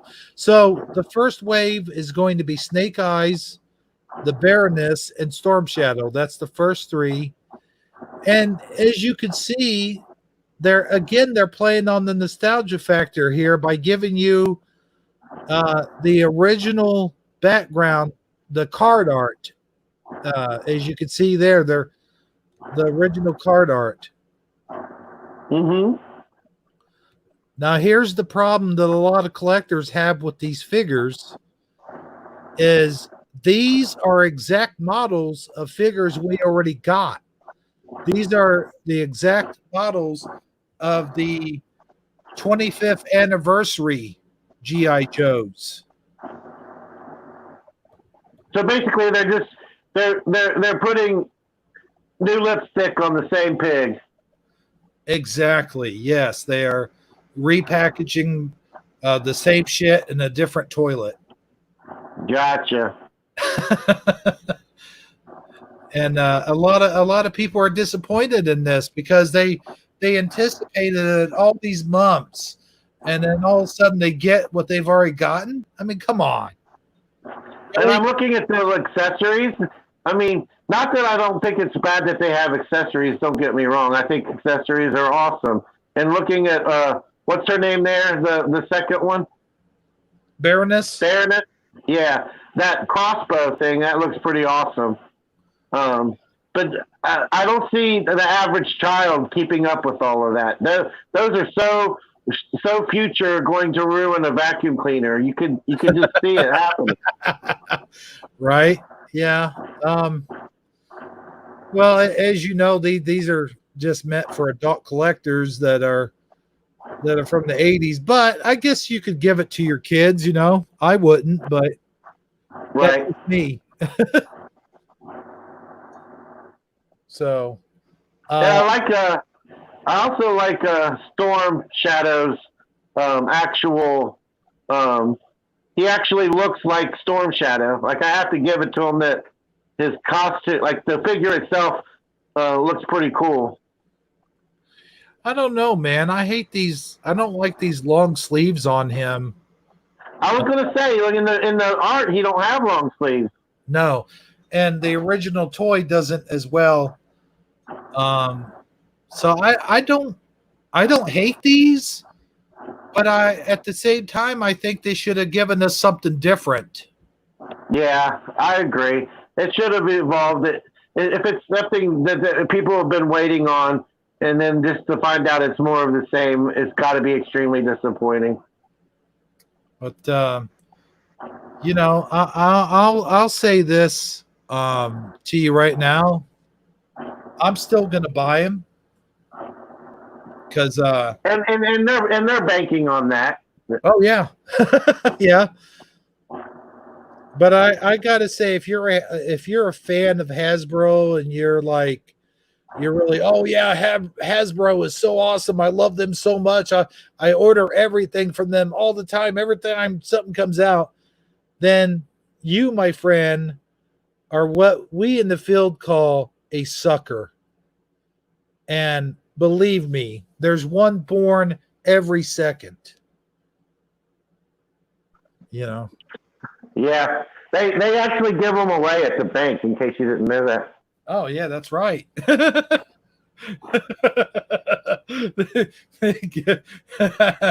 Well, yeah. And dog biscuits. if you have a dog. Right. And, nothing like the bank to, just right as you're looking at a little statement that reminds you of how low your bank account is, they hand you a free sucker. I think there's a little bit of symbolism at the go there. I'm not really sure, though. Oh, yeah, there's definitely some kind of hidden message in that, for sure. So is G.I. Joe doing the Walmart exclusive thing as well? Yes. Oh, okay. Just curious. They are Walmart exclusives, and I think right now they're pre-order only. So it would be interesting to see how they come back if the people get exactly what they're buying. Totally get it. So there's that. And I just wanted to mention something real quick. I want to show you the 25th anniversary Joes.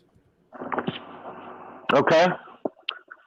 I'm going to mute up for a second and let you talk while I go refresh my coffee. All right. Sounds good.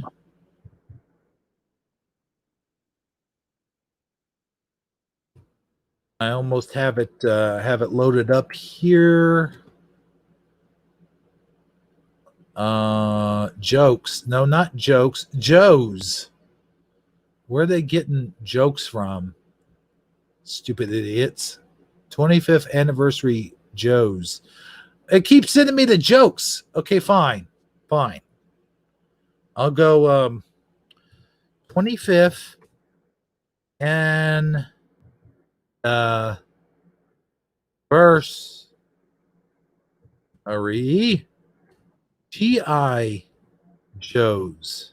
Jeez. Come on, man. Images. All right, here we go. Oops. I guess I shouldn't have clicked that. Oh, these are from Walmart too, those bums. Let's see here. Okay, here's an image. We'll go to images. There we go. Okay, I'm ready when he is. Just wait for him to get his coffee back. Hey, Lorraine. Thanks for joining us. I appreciate it. And for all of you who's going to join us later, we are almost reaching towards the end of the show, so I'll go ahead and just say that there is one point of order, the main event, which we haven't mentioned yet, and we will get to it, but it does have something to do with Star Trek. So, Red Shirt Blues, if you're watching this, please watch it. It'd be awesome for you. Thank you. I'm back, just so you know. All right, cool. Back. I'm Jeremy. Nice to meet you. Oh, well, it's nice to meet your acquaintance. Yeah. Salutations. You are some pig. Well, how terrific of you to say so. That is radiant. All right, you win. No, but inside joke, folks. Inside joke. We were talking about Charlotte's Web the other day for some reason, and just saying.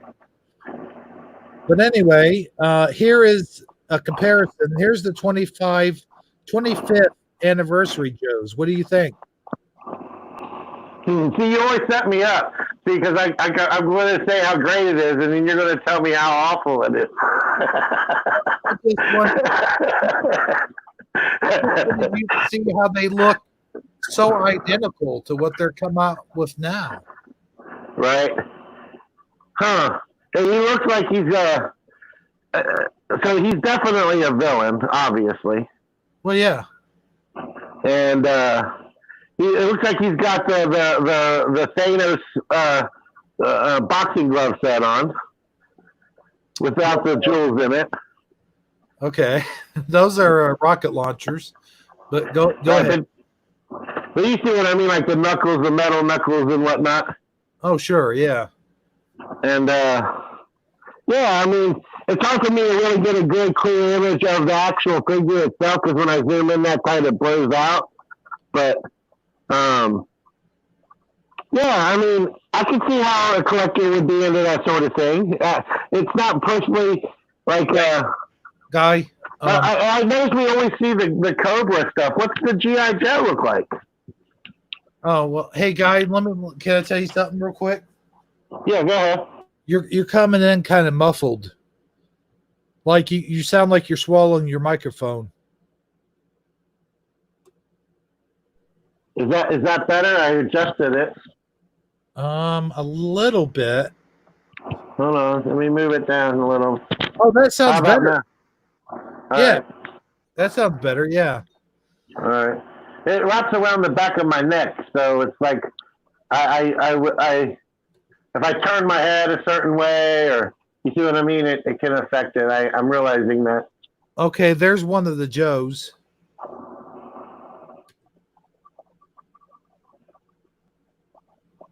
All right, and he's out of the box. Yeah, okay.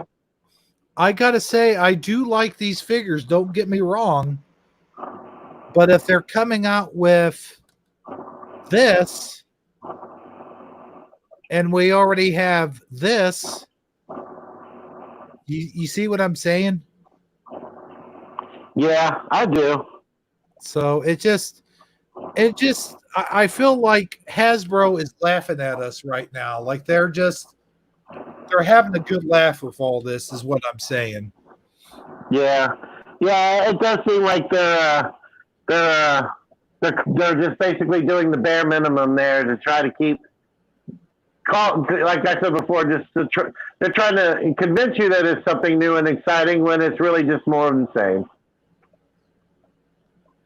It's ripping people off is what it's doing, and it just makes me sad that they couldn't come up with something original. They couldn't, like, they were so lazy. They had to just, oh well, here's something we already have in stock. Let's go ahead and just repackage it and then and give it a different package. Nobody will ever know the difference. It's kind of like an insult to collectors' intelligence, if you ask me. Right.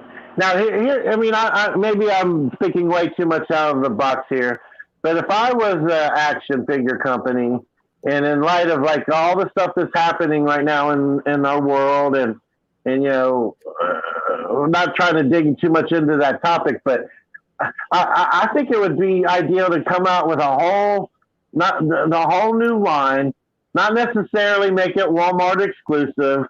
I can see how they might pick like one figure that's Walmart exclusive just to get the Walmart to sign off on it and carry the product, you know, or whatever. But then also maybe market it as being, you know, G.I. Joe, right? Being marketed as being actually made in the USA. I mean, I don't know where these are actually made at, but I assume that it's not, or else they would be heavily pitching that. Because that would be a great selling point. Do you see what I mean? Oh, yeah, made in the USA. Yeah, I'm not sure. I think these products coming out right now is actually made out of, you know, China or Taiwan, most likely. China. Yeah, I was trying to avoid to say the word China, but, you know. I mean, it is what it is. That's where they're made, most likely. And there's a lot of irony in that, you know, that's a G.I. Joe figure. And it's made in China. I mean, yeah, but you know, that's just me thinking outside the box. That would be something that would get, you know, maybe the person who might not even necessarily normally do that kind of stuff interested in doing it because it would be making a patriotic statement as well. You see what I mean? Oh yeah, I definitely see what you mean. Isn't that the whole premise of what G.I. Joe is all about in the first place? A real American hero, yeah. Yeah, but you know, I digress. I digress too. I think let's move on to the main event here. I believe I sent you something in Hangouts, or you sent me something. Yeah, I sent you the same thing you sent me like a few minutes after you sent it to me. I thought that was so funny. Well, let's go ahead and let me clear out my screen here. I hope I don't do it too much.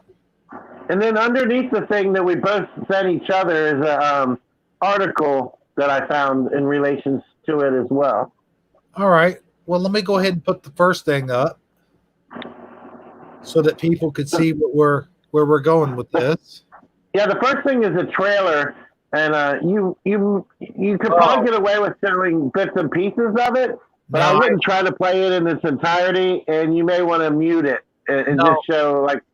I can't show that trailer because it's CBS All Access. It's theirs, and I know a guy that actually tried to show that trailer, and he had to go back and re-edit his work, and it got taken.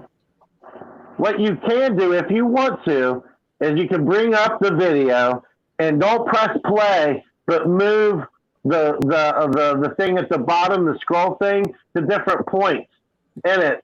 Like we'll just look at them as still images. You see what I'm saying? I don't know, man. Even that's pushing it. No, I mean that's what a lot of people do to avoid the copyright strike. If you want to at least see the visual, because all we're looking at is the art now. We're not playing the trailer. We're not infringing on the copyright of the trailer. But if you want to, don't press the play button, but just pick different points and once it pause, mind you, and we'll just look at some of the visuals. You see what I'm saying? Well, let's see if we could do that. This is the main event for this evening. This is the show we're going to be that's going to be coming out soon, and this is called Star Trek Lower Decks. I got to make sure. And you know what?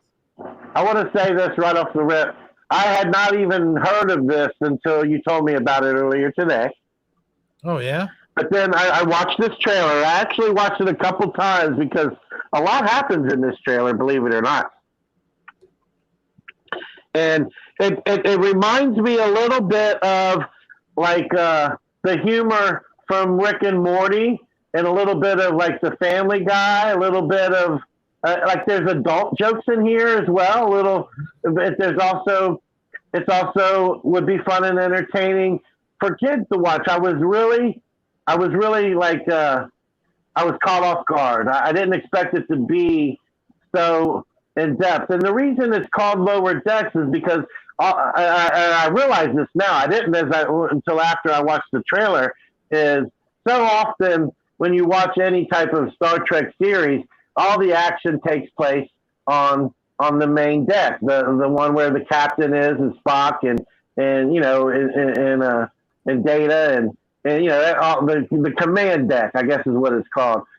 And this show is what's happening on the lower decks, kind of like when you think of like the movie The Titanic, all the stuff that was happening, the regular people down below. and that's really what makes this show so unique, and so actually kind of a really creative, unique take on what it would have been like to been on the lower decks of the Starship Enterprise with just the regular people trying to figure out, just trying to make it day in and day out in the life of servitude of exploring, space, the final frontier. I thought that was a really great premise for the show. And the thing is, a lot of the purity Star Trek fans are already bashing it before it even comes out. And when's it supposed to come out? Like next year? Yeah, I didn't even pick up on an actual release date. I know it's not going to be like anytime real soon. The trailer just came out like in the past couple of days. Well, I mean, the trailer's been out for a while, if I'm not mistaken. What's it say right there? It says the date right there below it, July. Yeah, I know with that, but with that being said, it has been out on YouTube for quite some time now. I don't know about CBS Access, but it is getting a lot of mixed reviews. Let me take you now to. Well, I mean, you watched the trailer. What did you think of it? I I could see both sides. Like I could see why Star Trek fans, like true Star Trek fans, aren't going to like it because there's too much raunchy humor. There's too much going on that they're not taking it serious enough for it being Star Trek. And there has been a Star Trek animated series that was taken very serious, and it was voiced by the same actors who actually played the characters. Oh, well, see, that's something completely different than what this is. This is meant to be a comedy. This is meant to be a laugh, like you're supposed to. It's one liner after one liner after one liner after one liner. It is, and it's really done in like the same. I would say conjectures like Family Guy or American Dad or Bob's Burgers, Rick and Morty. That it's like jokes that adult. If you're an adult, you will get it, and it'll probably go over the kid's head. But the crazy antics and the silliness of the show will still entertain children. No, I wouldn't say that it's for young children, but like 12 and over, 13 and over, they will really the same audience that enjoys Rick and Morty and Family Guy and that kind of humor will enjoy this cartoon. I agree with you, and I think it's in the same art style as Rick and Morty. Actually, yeah, very much so. It's trying to play off of the success of those kind of shows because those really do seem to be what people are enjoying. I forget. There's another show that just recently came out.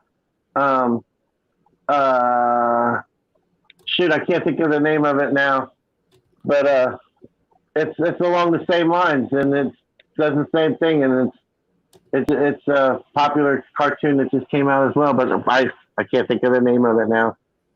Solar Opposites, that's what it's called. Have you heard of that? I'm sorry, what now? It's called Solar Opposites instead of Polar Opposites. No, I've never heard of that. Yeah, it's along the same lines.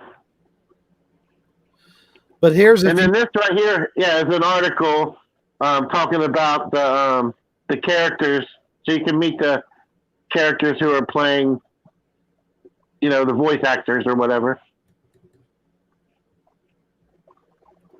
And there's a little bit on here, but I guess we could play this video here. There's a video. I think we could play it. I think if you just play a little bit of it, I wouldn't play the whole thing. If you want to play about 30 seconds of it or so, I think you'd be all right. Oh, what happened there? That was weird. It took you to another page, yeah. Okay, let me go ahead and because it's just them talking. It's not an actual trailer from CBS. Right. So let me go ahead and put the sound on, and we'll play this instead. Hi,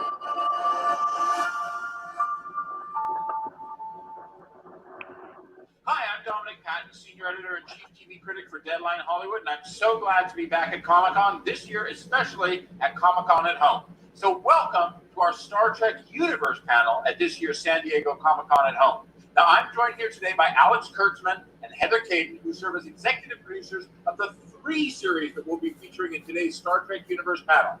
Star Trek Discovery, Star Trek Lower Decks, and Picard. Star Trek Picard. Mm-hmm. Hi, Heather and Alex. Thank you so much for joining us. Now, one of the things that we've seen in the past several years. Now, this goes into Star Trek Picard and Discovery, and I think a lot of the Purity fans are pissed off at these kind of shows, and I think one of the reasons is because they consider it not Star Trek. They consider it the writers. They say that the writers have never actually seen episodes of Star Trek. That they are only going off of the movies that they've seen, and certain shows from the Next Generation and the original series. So I think that's what, as you can see here, there's some guy from video that says flop, failure and all that stuff.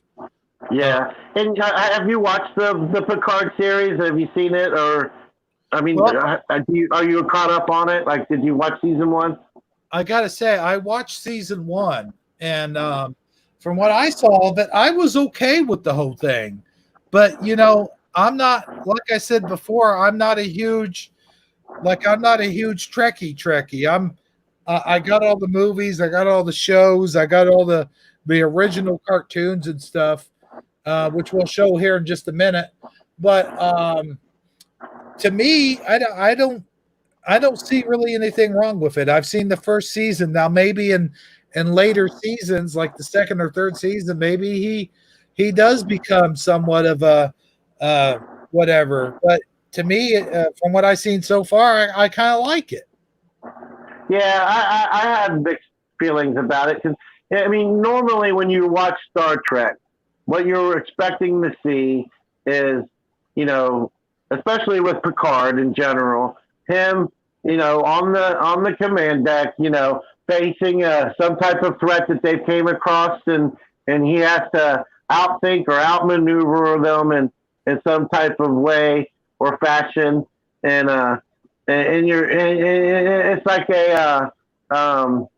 like there's a formula episode in and episode out, and then you have your underlying subset dramatic, like soap opera drama of whatever's going on with the particular characters on the show. Like it could be Riker having some type of identity crisis, or the doctor, having a patient that's was something totally that she's never seen before, and she has to figure it out, or Data's having some type of glitch in his system, all that kind of normal stuff that happens behind the scenes. But with the Picard series, it's almost like it goes into it's going into a new realm, a new branch of where you're just actually seeing him as a person, like a behind the scenes thing with a little bit of the other stuff mixed in, but more so it's more heavily focused on the drama of life and the politics and the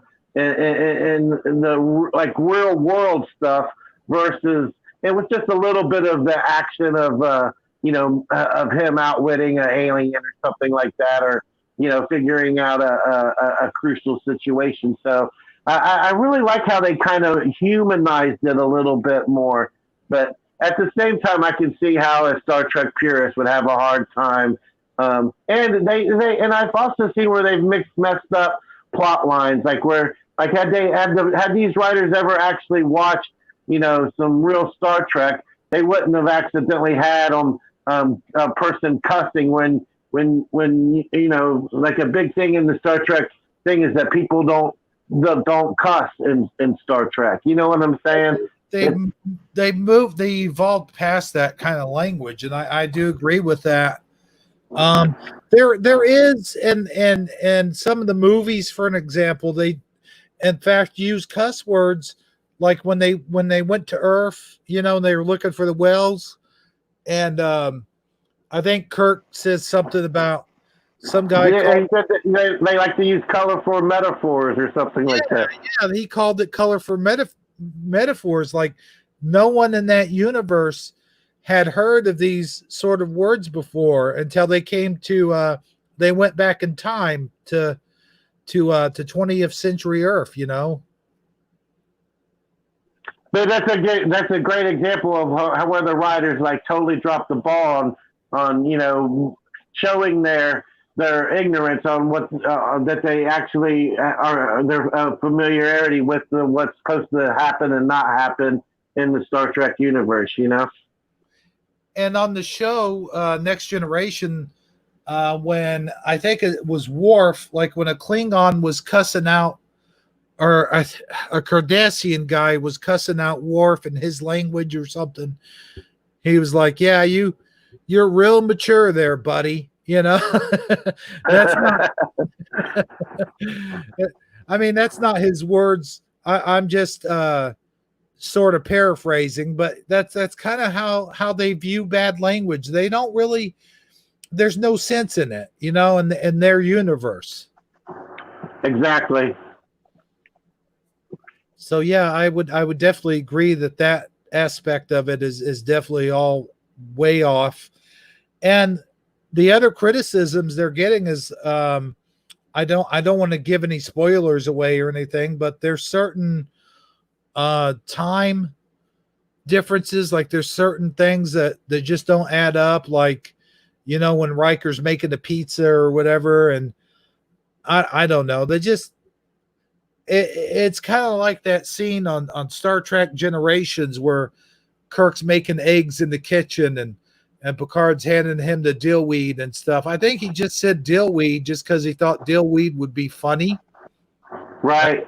And you know what, though? That scene is a perfect example, though, of where they're trying to more humanize the characters. Like when you see them all sitting there around the table on an earthly environment where there's nature around them, and they're having a mono to mono talk and reminiscing on their old times, and it just had a real regal feel about it that was it wasn't all starship and blasters. There's just like a human element of their characters shining through, and if you're into that, then you're going to like the Picard series. If you're expecting starships and blasters and people beaming to places and fighting aliens, and not so much. Yeah, I think that's why the show gets a lot of criticisms from true Star Trek fans. I really do. Because like you mentioned, in the not the original series, but then the Next Generation, Picard had to use his mind to get out of situations. And another thing is him and Data were not that good friends. I mean, later on in the movies, yeah, maybe they Data saved his life for the life of everyone else, and that was kind of cool. But in the show, him and Picard barely even had dialogue. Like they barely talked. Yeah, it was minimal compared to say like Kirk and Spock, the relationship they formed. Right. And even Riker, he had a really great relationship with Riker. But you know what? Data's not really even in the series. At least he hasn't made it. He's already dead and gone. It's just he's been martyrized. So he's trying to live up to his. He's trying to pay homage to the fact that he martyrized himself. All right. That's the thing is like, if anything, Data and Geordi were best friends. I mean, if you had to make a comparison, if this were Geordi instead of Picard, then that would make sense. But again, I know I'm nitpicking here, but I don't think the writers saw too many of the episodes, the original episodes. No, it really isn't for the diehard. It isn't living up to the standard of what you would expect from a purist diehard Star Trek person. They're going to see through. They're going to notice where the writers are missing, certain key elements that they should have been able to, as far as like plot line and stuff that has already happened. And it's like they just barely read the cliff notes instead of actually, grew up as a Star Trek fan. And you would think that they would want the writers to at least have had some knowledge of Star Trek before they got the job. But it's pretty obvious that they didn't. I tell you, man. With that being said, I hope this the lower decks thing is just something to watch and relax and let all your ambitions go. If you're a true Star Trek fan, you're probably not going to like it. But if you're just an occasional fan, It's basically just one-liner humor. It's there to make you laugh and it's silly antics, and it just happens to be with loosely based Star Trek characters.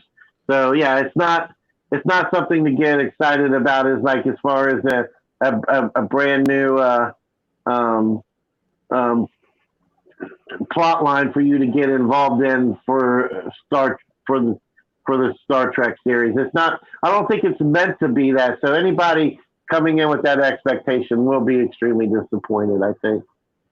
For the diehard Star Trek fans, definitely no. But for anyone that likes that kind of sense of humor, like Family Guy or Mr. Pickles or what's the other one I'm thinking about? Rick and Morty. That kind of stuff. Yeah, it's good just to have a few laughs. And I got to tell you, I have no problem with it whatsoever. I really don't. I'm looking forward to seeing it. Yeah, I think I mean, I didn't even know it existed till earlier today, but it's definitely something I would check out. If I saw it on, I would watch it. If you're a diehard Star Trek fan and want to watch a really good Star Trek series, then here's the cartoon that you ought to be watching. Hold on. This cartoon that I'm about to share with everyone is actually considered to be canon in the Star Trek universe. It's a continuation of the series is what they consider it.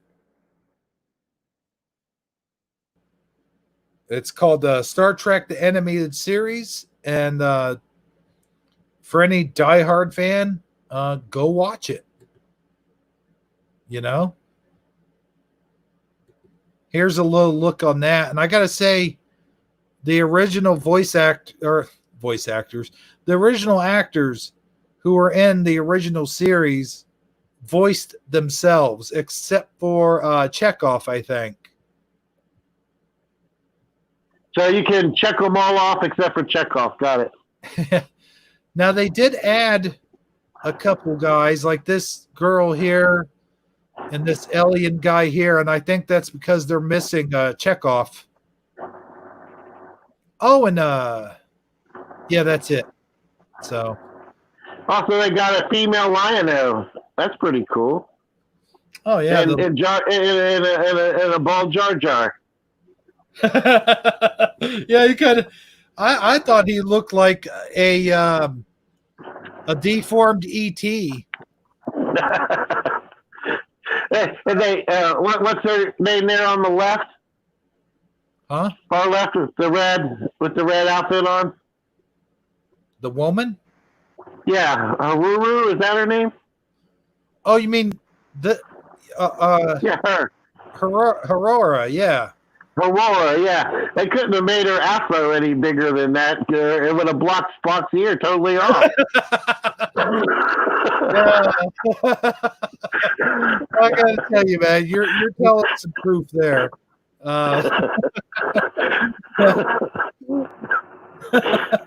Yeah, they should have made his ears a little pointier. I think Kirk's ears are pointy too. Yeah, and it looks like the doctor is definitely self-medicating. Yeah, look at his eyes over here, man. He looks like he's either not slept in days or he's been stoned for days. Yeah, or both. Well, speaking of getting stoned, and Captain Kirk has got a future sexual harassment claim coming from that blonde on the right. I guarantee it. Yeah, you're definitely right. If I'm not mistaken, this character here is played by the Dr. Pulaski from Next Generation. I can't think of her real name, but that's who that is. All right. If you remember Dr. Pulaski, I don't think you're into the shows as much as I am, so I don't recall the name. If I saw it, I would probably remember it, but I don't right this second. I was just gonna, not, just I was just gonna play along there like I did know. Well, I got to tell you, man. Well, with that being said, I think we had a wonderful first time out here on Saturday Morning Cartoons, and I'd like to thank you for being with me, man. I know you don't you don't do the pop culture thing too much, but when you do, you always say that you got it mistaken. If it's 80s or 90s pop culture, man, I know quite a bit about it, to be quite honest with you. But when you get into the 2000s and beyond is where, I start to like taper off. oh, okay. I see. No, I guess I sit corrected. But yeah, I've really enjoyed myself. I think we've had a great, successful first show, and I'm looking forward to doing some more of these with you. Yeah, we'll see how it goes. We might do one next Saturday. We might do things. We might. I don't know, but hey, listen. Before we get off of here, I want to remind everybody: please thumb up and subscribe if you're not subscribed to this channel. And be looking out for more Saturday morning cartoons with Hebro and Saji. And that's my final thought, man. You got anything else you wanted to add?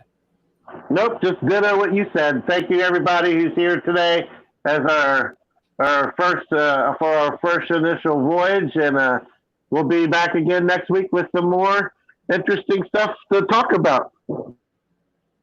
All right, that sounds good. For everyone here at the Hebro crew, I gotta say we'll see you next Saturday, and for everyone who watches my other channel, we'll see you guys on Shifty Sunday. Good night, everybody. Oh wait, I guess I better get the thing ready. Good night, everybody. Oh boy.